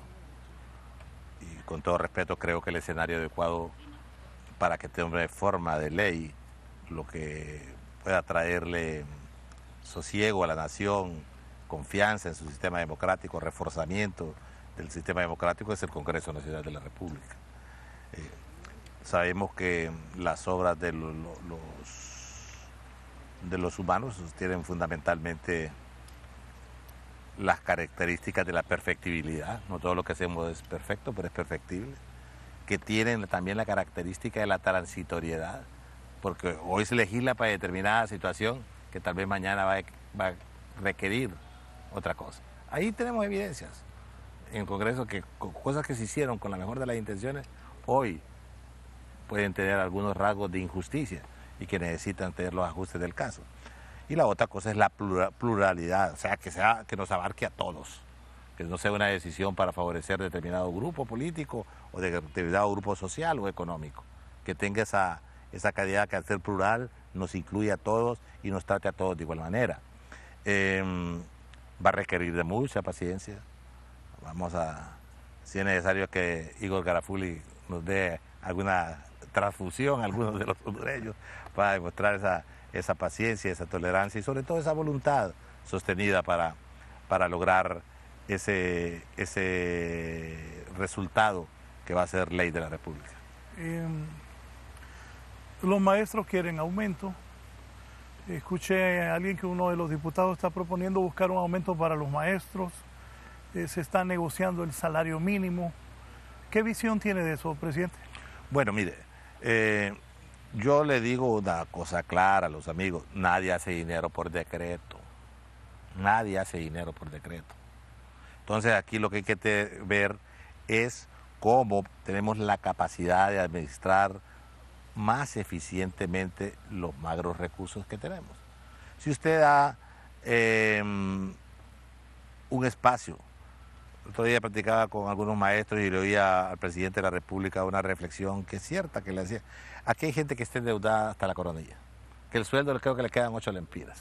Entonces, si buscamos un mecanismo de readecuación de la deuda, de consolidación de la deuda de la persona, la financiamos, le va a quedar más disponibilidad incluso para obtener hasta su vivienda. Esa vivienda le va a dar arraigo, menos migración, menos problemas, la gente se queda. Si es necesario hacer un aumento salarial, tiene que pasar por un proceso de análisis de cuán viable es, porque si no lo que vamos a hacer es disparar la inflación de manera tan acelerada que es lo que le va a disminuir el poder adquisitivo. Nominalmente va a ganar más, pero el poder adquisitivo va a ser menos. Al final de cuentas va a tener más bien rebaja de sueldo. Por eso yo le digo que no es que le pongamos cifras a la cosa, sino que hay que analizar el entorno, el panorama. Yo no soy economista, eso es lo que me dice mi sentido común, pero sí tengo la mente abierta para recibir las consideraciones o las sugerencias que los sectores especializados me dan. Pues yo les he dicho a los amigos de la Comisión de Presupuesto, les he dicho a algunos sectores: bueno, consultemos con finanzas, vayamos allá y negociemos, porque no se trata aquí de ejercer una potestad que la Constitución nos da de dar un presupuesto. Si el truco de las cosas es que desde la ley es que tenga viabilidad, que tenga aplicabilidad. Yo le puedo recetar lo que quiera por decreto, pero si no tengo los recursos para hacerlo, no vamos a quedar en nada. Lo que sí es que no hay que agotar ese hilo comunicante que es el diálogo y construir. Todo el mundo tiene una racionalidad de ver las cosas y hay que respetarla, pero tenemos también ineludiblemente la obligación de construir alrededor de esa expectativa el mejor consenso posible. Otro tema importante es el tema de la caficultura. El presidente internacionalmente ha andado impulsando esto del precio del café, de que el productor es el que menos recibe, pero también se ha hablado del apoyo económico que ustedes van a brindar a los caficultores. ¿Qué le dicen los caficultores del país? Bueno, han pasado por una situación difícil. El Congreso les aprobó ahorita una liberación de casi 1.700 millones de lempiras. Ellos tienen dos opciones: acogerse a una oferta que les hizo el Ejecutivo por una cuestión similar o directamente negociar las asociaciones con los bancos, teniendo como aval, creo, la retención que le hacen a cada uno de los caficultores por saco exportado. El tema es complejo. En primer lugar pasa por la producción, la productividad en el país, que ya por sí es un problema por los desastres naturales, por las plagas, y la otra cosa es el comercio internacional, que prácticamente es un monopolio. Son 3 grandes cadenas las que lo manejan, que son los que tienen la capacidad de comprar y que son verdaderos monstruos económicos. Eso no lo vamos a doblar el brazo con cancioncitas o competiciones.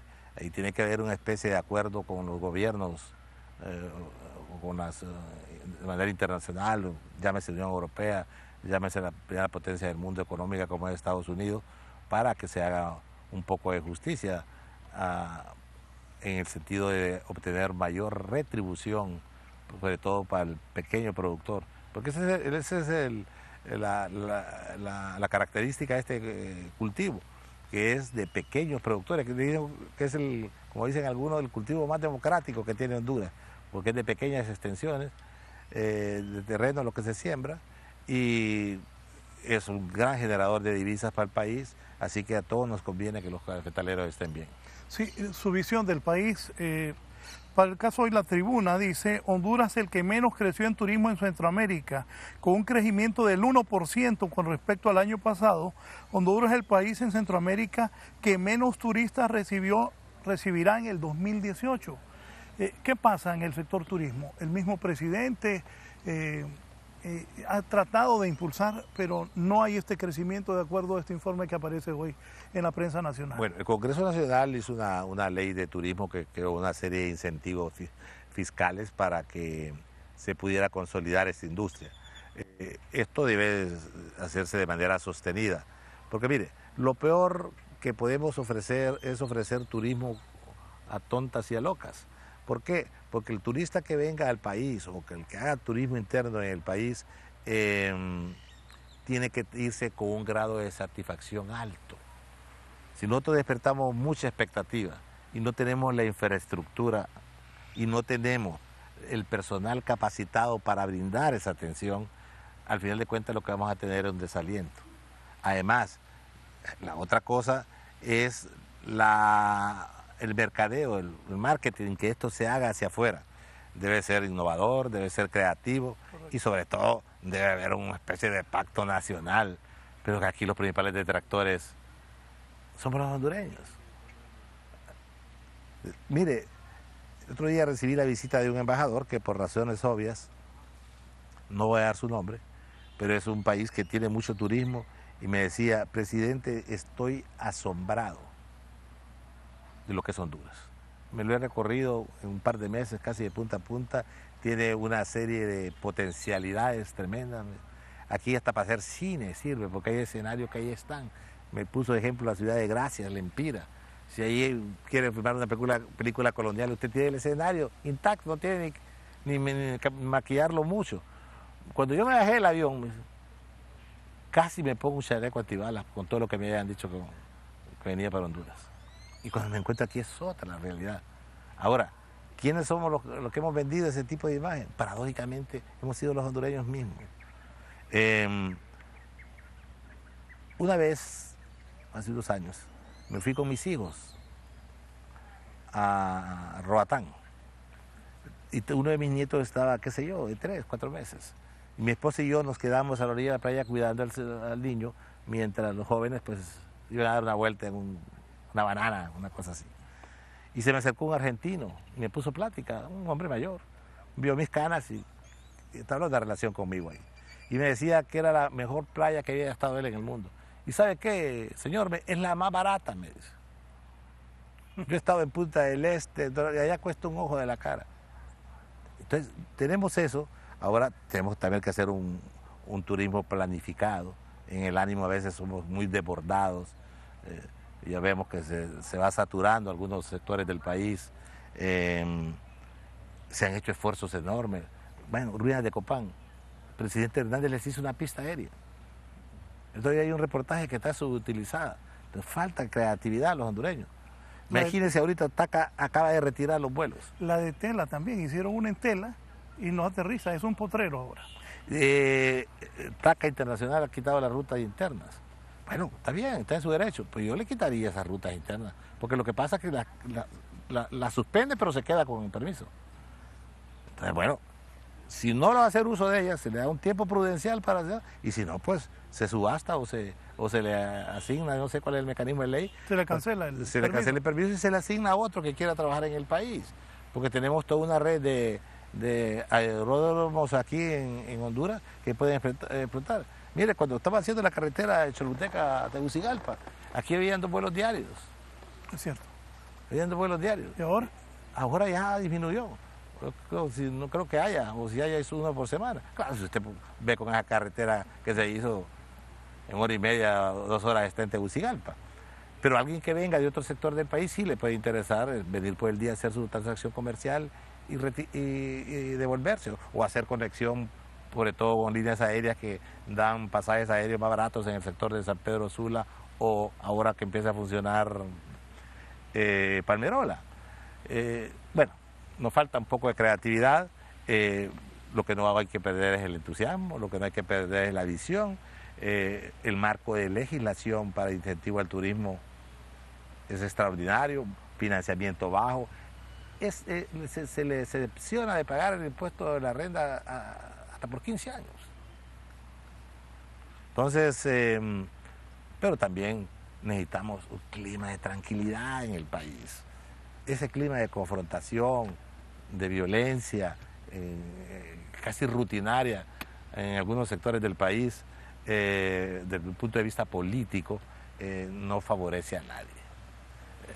Parece que algunos se han quedado colgados con aquella vieja teoría marxista que lo primero que había que hacer era destruir la economía, destruirlo todo y de allí resurgir como ave fénix. No creo que los tiempos estén para eso, no creo que la interconectividad tecnológica lo permita, no creo que la interdependencia económica de los países lo permita. Mire lo que está pasando en Nicaragua. Con solo la disminución del flujo terrestre, cómo ha dañado a la economía hondureña, a la industria costarricense, a todos los que tengan, salvadoreña, a todos los que tengan que cruzar el territorio. Y todo por un tema de inestabilidad política. Entonces, por eso es mi insistencia en concertar, si alguien quiere consultar, alguien quiere aportar, pues bienvenido sea. Honduras necesita reconciliación nacional. Los economistas están hablando que hay una devaluación acelerada en este momento. ¿Qué piensa el presidente del Congreso? Bueno, mire, es que eso, uno de los factores es la época. Recuérdense que esta es la época en donde mayor número de importación hay mayor demanda de la divisa dólar y obviamente hay mayor flujo de salida del país. Por otro lado, tenemos que reconocerlo, que no crecimos económicamente a la velocidad que íbamos. ¿Por qué? Porque parte de la contracción económica se da en que todo el mundo quiere invertir en un clima seguro. ¿Qué pensó usted cuando no se logró el acuerdo con el fondo?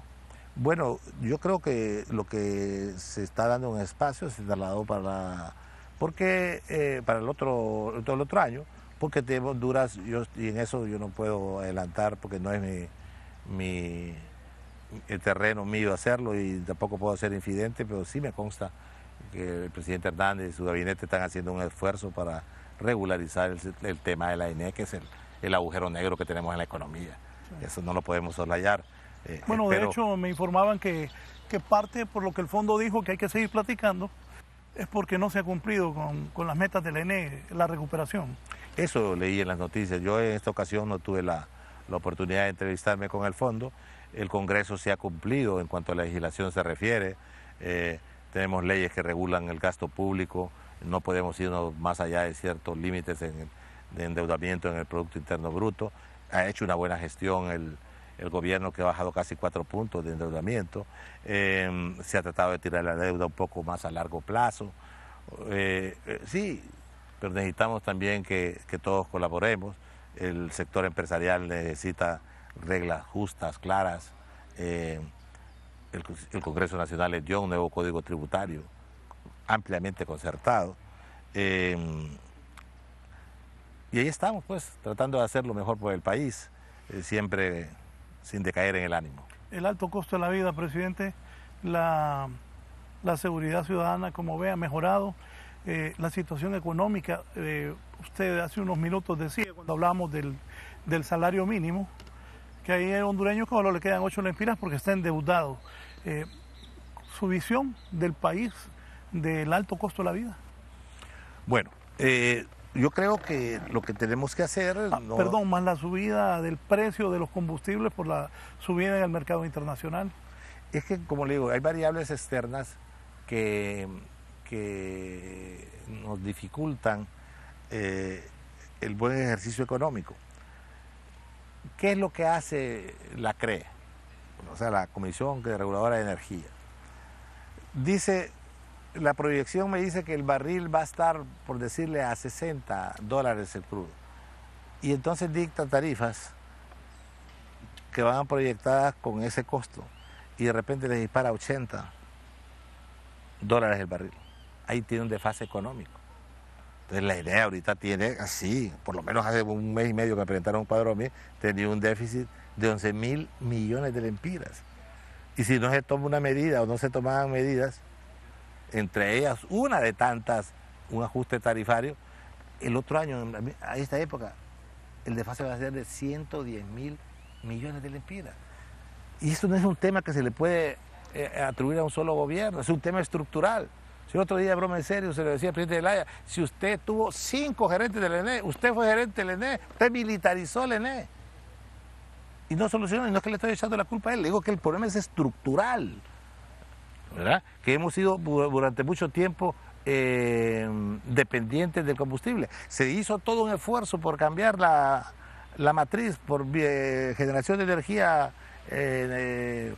eólica, fotovoltaica. Ahora la fotovoltaica es más cara que el búnker, porque en aquel tiempo que se gestionó, se hizo pensando que el barril estaba en $105 de precio. Hay más de 2.000 y pico de millones, casi los 3.000 millones de lempiras de paradas de inversión extranjera en productos de generación de energía. ¿Por qué? Por tema de medio ambiente, de gente que se opone a represas, que se opone a lo otro. ¿Debe renegociarse los contratos de energía? Yo creo que sí. Yo creo que sí. Hay algunos que ya sacaron la inversión inicial que hicieron. Si esto empezó en el gobierno de Reina. El gobierno de Reina. Entonces, 1994. Claro. Yo creo que en eso sí he sentido una voluntad política del presidente Hernández, que claro, en el trato más amable y respetuoso, acorde con las leyes, porque no podemos violentar de un día para otro la seguridad jurídica del país, sino que en concertación con el sector empresarial del país, buscar los mejores acuerdos con los generadores de energía para que podamos aliviar un poco la carga. Y con la empresa EH, inclusive, que es una inversión extranjera que ha venido al país de colombianos, pero hasta se habla ya que precandidatos o gente que aspira a la presidencia del país ya lo agarran de caballito de batalla, saquen a EH. ¿Qué piensa el presidente del Congreso? Bueno, mire, alguien me decía, presidente, ¿usted va a cancelar ese contrato? Los contratos van al Congreso simplemente porque trascienden el periodo presidencial. Y entonces tiene que haber un aval estatal para el mismo. Entonces el Congreso solo puede aprobar o improbar. Hay en todos esos contratos todo un capítulo para solución de controversias. Y hacia ahí debe ir dirigido. Tengo entendido que la estructura de la ENE pasa a ser un holding ahora en enero, donde va a haber alguien encargado de transmisión, otro de distribución y algo de cobro, no sé qué. Son 3 fideicomisos. Ojalá tengamos suerte ahí. Ojalá tengamos suerte ahí. Y el hecho de cortar así simplistamente una compañía, vendrá otra. Y entonces, ¿quién va a cobrar? ¿Cuál es el precio justo? ¿Cuál es la medición justa? Todos brincamos por el precio, está caro, pero también había cosas que estaban malas que se han corregido. ¿Es un mal mensaje sacar a los colombianos del país para la inversión extranjera? Yo creo que debe hacerse acorde a la ley, en el marco de respeto, en el marco de la mayor conciliación posible, buscar un mecanismo, yo no quiero ponerle nombre, un mecanismo que permita que el cobro que se haga de la manera más justa y más real. porque hay una verdad incontrovertible, que la tarifa nuestra está muy ligada a los precios del crudo internacional. ¿Verdad? Y yo leo muy seguido los editoriales de La Tribuna y siempre ha habido una constante, el salvajismo con que nos tratan los productores de petróleo, ¿verdad? Entonces, mientras nosotros no controlemos esa variable o no cambiemos la matriz y también esa matriz sea a precio justo, porque me acuerdo que para que viniera aquí la generación de energía fotovoltaica, que hay mucha aquí en el sur, porque es la región del país que más hora sol tiene, se le dio un incentivo de 3 centavos de dólar sobre el precio, el otro precio. Ahora, ¿qué ha pasado? Que la eficiencia de esto ha aumentado. Si bien sí es una energía oscilante, pero ahora los paneles son más pequeños, son más eficientes en cuanto a producir, almacenar energía en la batería, pero el precio está caro. Creo que a 18 centavos de dólar el kilowatt. Sí. No, se está volviendo impagable. Y hay una disposición legal, mire qué paradoja, en la ley, en el ánimo de estimular al inversionista para que trajera energía amigable con el ambiente, que la primera que hay que despachar es la eólica, fotovoltaica o hídrica, y de último recurso las térmicas. Las térmicas. Hay térmicas que han estado paradas ahí. ¿Y se les ha pagado? También, el famoso costo fijo. Y costo fijo, ya pagué el carro, ya pagué la máquina hace 20 años y todavía estoy cobrando costo por no producir. Entonces hay que ver toda una renegociación de acuerdo a la realidad. Reitero, en el marco de la ley, porque no podemos violentarnos de manera abrupta para que después seamos llamados a demandas de tipo internacional, a arbitrajes internacionales que vienen a afectar la credibilidad del país. Rápidamente, para entrar a la política, presidente, me dicen: buen día, Raúl, saludos a su gran invitado. Pregúntele la carretera de La Venta hacia Reitoca, ¿cuándo empieza? Tengo entendido que ya está aprobado el presupuesto, ¿es cierto o no? Saludos al presidente Oliva. Bueno, mire, detalles así de carretera en el país no tengo, más que algunas de Choluteca. Lo que sí le digo que ahora hay dos decisiones importantes que se tomaron respecto al fideicomiso de Inves. Es uno, que le da a Inves la discrecionalidad de escoger dónde es más urgente o ingente mejorar la carretera. Se le da también el presupuesto necesario para hacerlo. Vamos a tener casi 7.000 millones de lempiras por año, cuando antes el Fondo Vial manejaba 600. Entonces sí se va a hacer. Diputados como Antonio Rivera, como David Chávez Madison, como Mauricio Villeda Bermúdez, como Harry Dixon Herrera, han estado permanentemente en el Congreso abogando por eso. Creo que ya incluso tuvieron una entrevista que yo se las conseguí con el abogado Marco Bográn para tratar ese tema. Creo que salieron contentos de la misma, lo que me hace pensar de que pronto estarán trabajando en ese sector del país. Presidente, vamos a la parte política. Inicialmente, autoridades del Central Ejecutivo han querido expulsar 17 parlamentarios electos por el pueblo. Eso ha generado una división en el Partido Liberal, que ese no es su problema, pero sí el Tribunal Supremo Electoral ha desestimado la petición del Central Ejecutivo de expulsar estos 17 diputados liberales. Ayer trascendió que siguen las autoridades del Central Ejecutivo Liberal pretendiendo expulsar a esos diputados. ¿Qué va a pasar con esos diputados si el Central Ejecutivo los expulsa, a pesar que el tribunal ha desestimado esa expulsión? Bueno, en primer lugar, yo soy muy respetuoso de las situaciones políticas que se den al interior de cada partido. Es competencia de ellos buscar cómo resolverlas. Yo en el Congreso Nacional, por lo que he abogado, es porque la bancada del Partido Liberal tome las posiciones unificadas en la mayoría de las decisiones. Yo no soy un general de división, no ando dividiendo a la gente. Yo creo que como fuerza política conjunta tiene más fortaleza una bancada graníticamente unida para el país, para su partido y para el Congreso. es mejor tener un solo interlocutor. A eso es lo que he abogado yo. Respeto las decisiones, desde el punto de vista de su función legislativa, no van a ser, no va a tener ninguna trascendencia. Es decir, lo puede expulsar del partido político, pues no lo puede expulsar del Congreso, porque fue el pueblo el que lo puso ahí. Entonces no va a tener ninguna trascendencia sobre su actividad legislativa. Elvin Santos seguiría siendo el presidente de la bancada del partido. Mientras la mayoría de los diputados liberales quieran que sea Elvin Santos, va a ser Elvin Santos. Pero lo que le digo es que nosotros somos memoria frágil. El periodo pasado hubo 3 jefes de bancada en el Partido Liberal.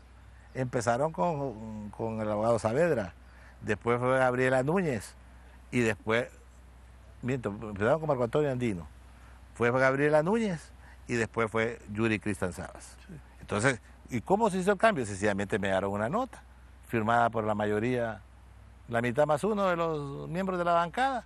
Ellos tienen un mecanismo que igual vote el suplente, que vote el propietario, y me dijeron, presidente Oliva, este es el nuevo representante nuestro. Y yo respeto eso, porque es una voluntad y una decisión de ellos. Bien, 9 años en el gobierno del Partido Nacional de Honduras. Este fin de semana, mañana tienen la convención en Gracias, Lempira. ¿Se ha desgastado el Partido Nacional en estos 9 años? ¿Ha dado la respuesta que el pueblo hondureño quiere? ¿Ha sido bueno para todos nosotros los que vivimos y queremos este país que el Partido Nacional esté gobernando? ¿Cuál es su visión? Bueno, en primer lugar, el Partido Nacional ha estado gobernando porque así lo ha querido el pueblo hondureño. Por su voluntad libremente expresada en las urnas, le ha dado sobre los hombros de esta institución política la responsabilidad de conducir al país. Hemos tenido grandes avances. Obviamente siempre habrá un saldo de deuda con las expectativas que se tienen, con la realidad que vive el país. Hay tantas variables que inciden en que no se cumpla en el 100% de lo que aspiramos. Hemos, como dicen, piloteado en turbulencia. Es un país agitado por las crisis políticas. Bueno, ese término. Con problemas de inseguridad generados por la narcoactividad, crimen organizado. Y se han tenido enormes logros. Es paradójico, como le digo yo, de allá afuera cuando uno ve, nos ponen de ejemplo en muchas cosas, ¿verdad? Y aquí insistimos que somos los peores de Latinoamérica. Tenemos temas que han convulsionado el país mediáticamente, como el tema de la corrupción. Pero vea cómo está Guatemala, vea cómo está Costa Rica, vea El Salvador, vaya a Perú. Sobre el tema de la corrupción, presidente, hay gente del Partido Nacional que está detenida por supuestos actos de corrupción, aunque toda persona debe ser vencida en juicio para que al final le dicten sentencia.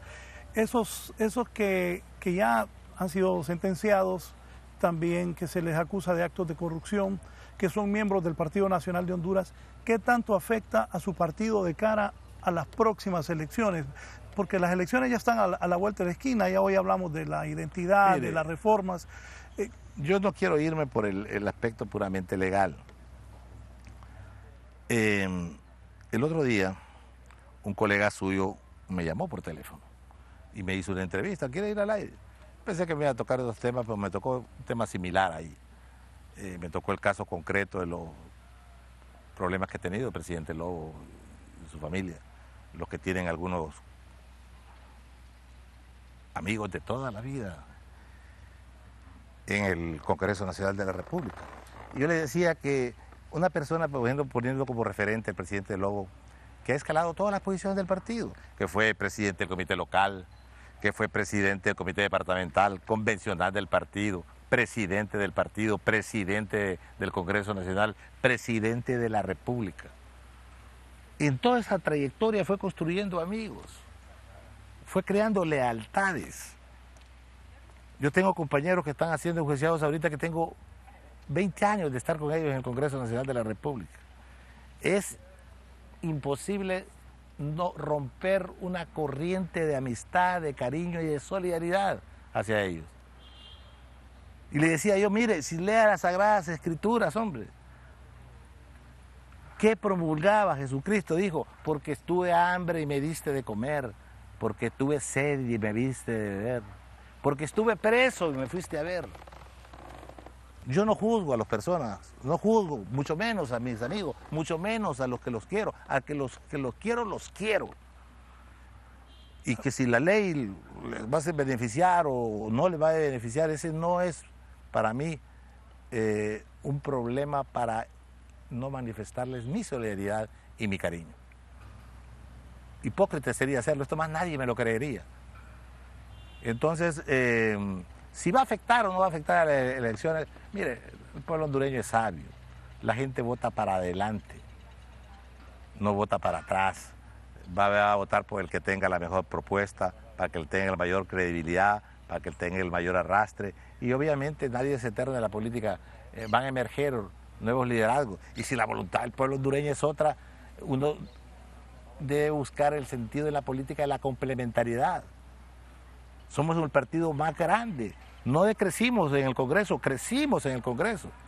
Y cualquiera que quiera tener gobernabilidad, en el hipotético caso que fuese otra fuerza política la que ganase las elecciones, va a necesitar al Partido Nacional para que haya gobernabilidad en este país. Y yo estoy seguro que mi partido, en cualquier escenario que se le dé, va a actuar con el más alto sentido patriótico, con el más alto sentido de responsabilidad. ¿Ha hablado con el presidente Pepe Lobo últimamente?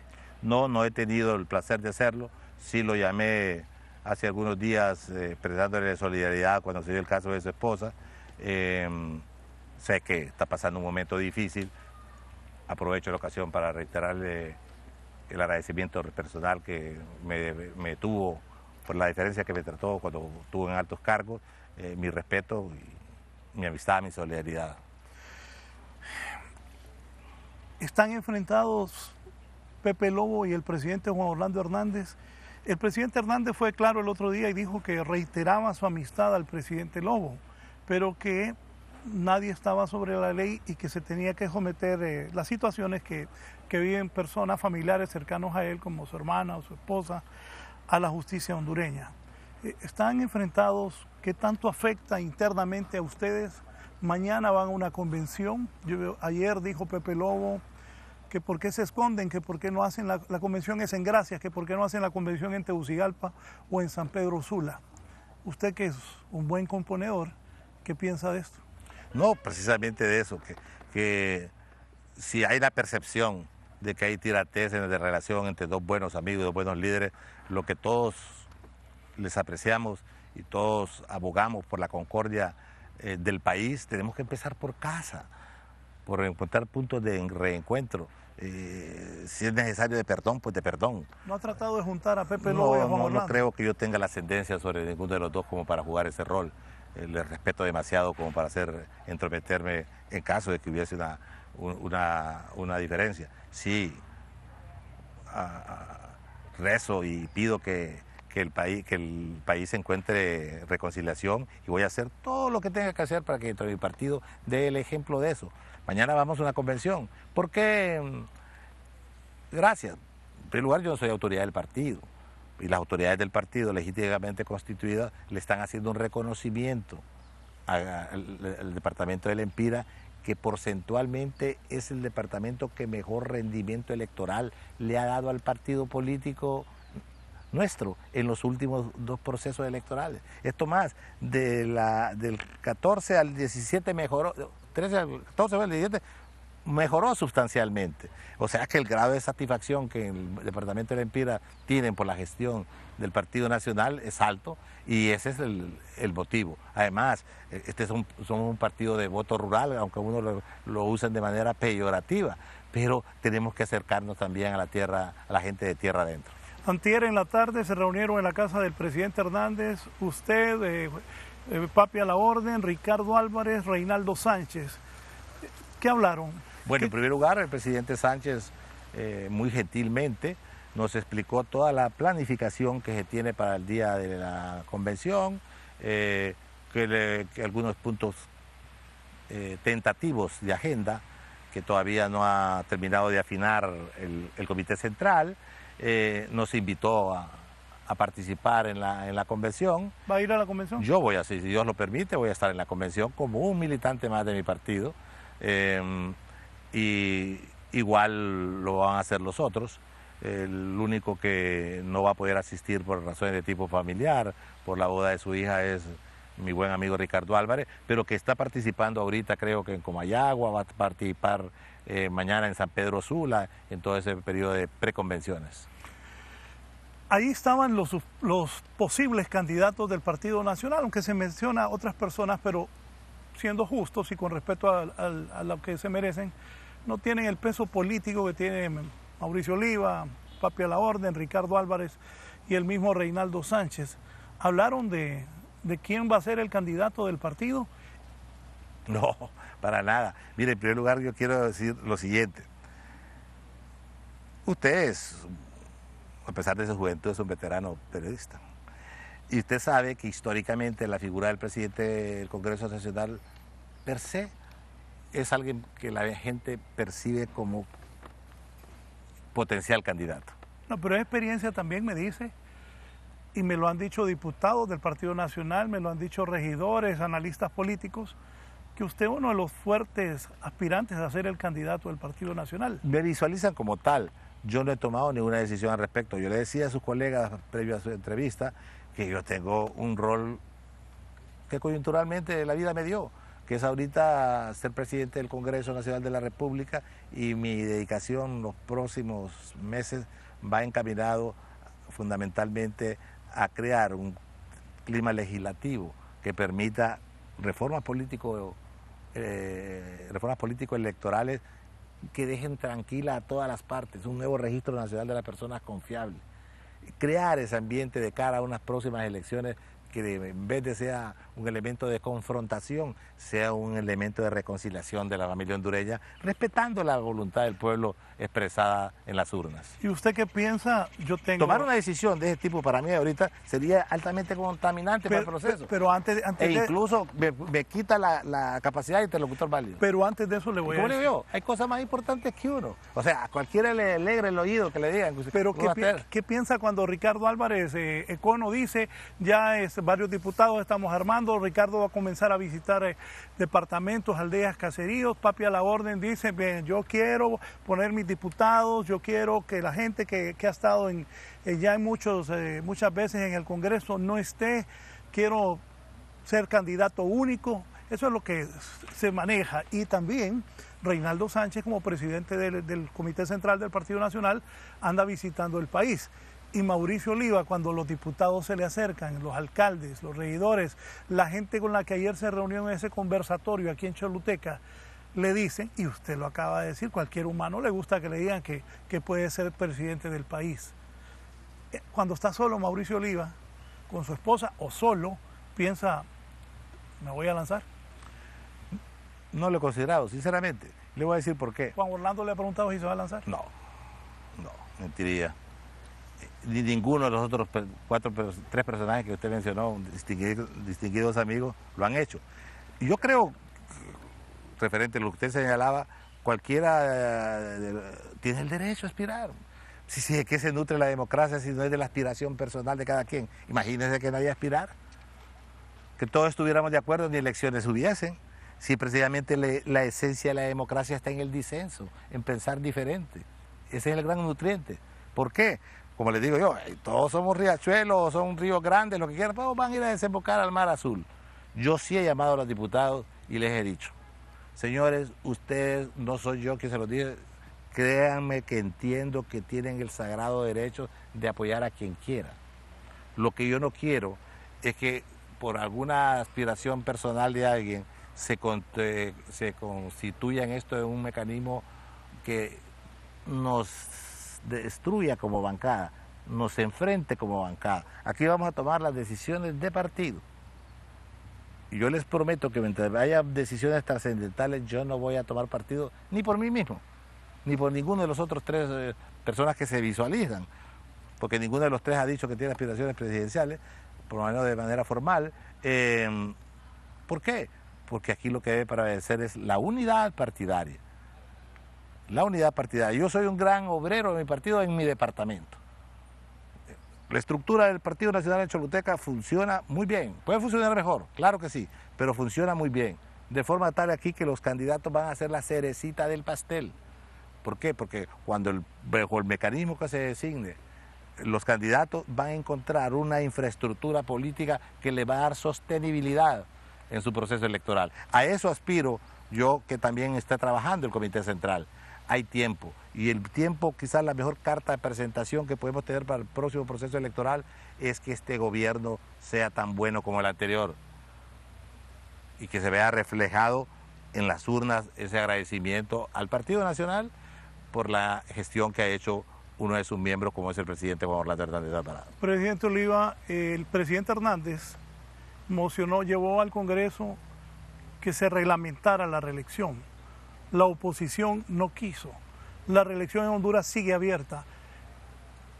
¿Cree usted que el presidente Hernández pensaría, porque faltan 2 años y medio, en lanzarse nuevamente a obtener una nueva reelección? Si me pide usted que apueste 100 pesos a eso, le apuesto 100 pesos a que no se va a lanzar. Todavía el lunes estuve con él y él fue muy enfático en eso. Incluso la convención, uno de sus mandatos que creo que van a poner ahí es precisamente que ningún candidato del partido, aspirante del partido, puede aspirar a más de una vez a la presidencia de la República. O sea, la vamos a regular internamente, poniéndole candado en el sentido, por voluntad del presidente Hernández, de que quede claramente establecido que él no va a aspirar a un tercer periodo. Estamos jugando en política, entre políticos, como dicen, entre gitanos no nos leemos la mano. ¿A quién favorece la expectativa de que el presidente Hernández pudiera aspirar a un tercer periodo? A la oposición, y andan creando ese clima para negativizar el accionar de su gestión de gobierno, y son los principales que aupan esa percepción. Pero yo, como le digo, si me tocaría a mí apostar algo hoy, apostaría que el presidente Hernández va a respetar su palabra. ¿Su relación con el presidente Hernández cuál es? Somos muy buenos amigos desde hace mucho tiempo, somos excelentes colaboradores y tenemos ambos claro el ámbito de nuestras competencias, como ambos tenemos también claro la necesidad de la complementariedad de la acción ejecutiva con el legislativo. Ya para irnos, también quiero pedirle algo. Yo no voy a apostar, estoy casi seguro que usted va a ser precandidato del Partido Nacional, y quiero que cuando ya se decida volvamos a tener este tipo de entrevistas para hablar con el pueblo hondureño. Yo sí creo que usted va a ser precandidato del Partido Nacional. Le agradezco su confianza. Quiero agradecerle la gentileza que ha tenido de recibirme aquí en su departamento, y le cedo los micrófonos y las cámaras del Canal 11 para que se dirija a la nación, y sin duda ha sido una entrevista, de esas entrevistas, es que me ha escrito mucha gente que le ha llamado mucho la atención. Le reitero, yo sí creo que va a ser precandidato del Partido Nacional. Bueno, soslayemos ese tema. Yo creo que ahorita la patria demanda de mi persona la mayor humildad posible, que haga la mayor contribución para que exista ese reencuentro entre los hondureños. Yo también quiero agradecerle que haya venido hasta Choluteca a cedernos este espacio para podernos comunicar con el pueblo hondureño. Contentísimo de estar en Choluteca, estar en el sur, el que yo llamo el sur de mis amores, de poder hoy traer el Congreso Nacional, traer a la familia legislativa al sur para que el sur se visualice más a nivel nacional e internacional y legislar de manera oportuna para algunos sectores que fueron afectados recientemente por las lluvias de octubre, sobre todo aquí en la zona sur del país, y también homenajear a distinguidos maestros de los 18 departamentos del país que han dejado una estela luminosa en la educación hondureña. Gracias, y siempre va a ser un placer poder interlocutar con Una última cosa, me escribe Mateo Montalbán, fíjate, me dice que quiero que le hagas la pregunta al doctor Oliva, por 7 diputados suplentes de Libre que no estamos integrados, y somos los únicos que no estamos integrados al Congreso Nacional. Preguntarle cuál es la razón, él es un hombre ecuánime. Bueno, mire, el tema fue presupuestario. Como quien dice, el que tiene el naipe reparte las cartas. Las cartas, claro. Yo le dije al señor jefe de bancada del Partido Liberal, perdón, Libertad de Refundación, don Son dos, Carlos Zelaya. Son dos, y los dos han sido liberales también. Sí. Entonces les dije, señores, aquí hay... Mire que Marco Tulio se ríe al de fondo. 30 aquí hay 24, no 23, aquí hay 24. Repartan este naipe ustedes. Entonces me fue a reclamar Carlos Zelaya, fíjate que no está inscrito mi suplente ahorita. No, le digo yo, y usted no tenía el naipe, porque no le dio carta. Entonces, vamos a hacer los ajustes ahora presupuestarios para el próximo año. Reitero, es una decisión interna de la bancada de Libertad y Refundación, no es decisión mía. ¿Qué abordan hoy en el Congreso Móvil aquí, que se instala en unos minutos? Hay unos temas ahí del Banco Central de Honduras, los contratos. Va a haber espacio para que los diputados presenten proyectos. Va a haber también temas de aprobación que trae la Comisión de Secretaría de Agricultura y Ganadería para readecuación de deuda de productores de la zona sur. Y hay otro par de temitas ahí. Vamos a anunciar un fondo también para reparación de aulas escolares en el departamento de Choluteca de 13 millones de lempiras. Y voy a introducir una reforma constitucional hoy. Encaminar a reformar el artículo 77 de la Constitución, en el sentido de que las personas que sean pastores o sean clérigos puedan participar en cargos de elección popular. Bien, presidente. Muchas gracias. Gracias, ha sido un gusto. Un placer. El presidente del Congreso Nacional de la República, el doctor Mauricio Oliva, esta mañana en la entrevista de Canal 11, directamente desde Choluteca. O sea, va a colocar, me dijo, va a introducir una moción para que sacerdotes, reforma constitucional, pastores, sacerdotes... Todo que haga, pastor, predique religión. Actualmente la Constitución no tiene vedada, pero yo veo que hay clérigos que tienen mucha actividad. O sea, estoy cerrando con una noticia de última hora, eso ya está consensuado. No está consensuado, lo va a poner a consideración de la Cámara. Gracias, presidente. Bien, los invito a continuar en sintonía de Canal 11. Que pasen buen día. Esta mañana estuvo con nosotros el presidente del Congreso, el doctor Mauricio Oliva Herrera, que hemos hablado de diferentes temas de la vida nacional y si usted es sacerdote, si usted es pastor, hoy él va a presentar ante el Congreso, ante sus compañeros diputados, la moción para que puedan participar en la vida política de Honduras. Así también habló de la consulta popular que se va a plantear si los policías, los militares pueden votar.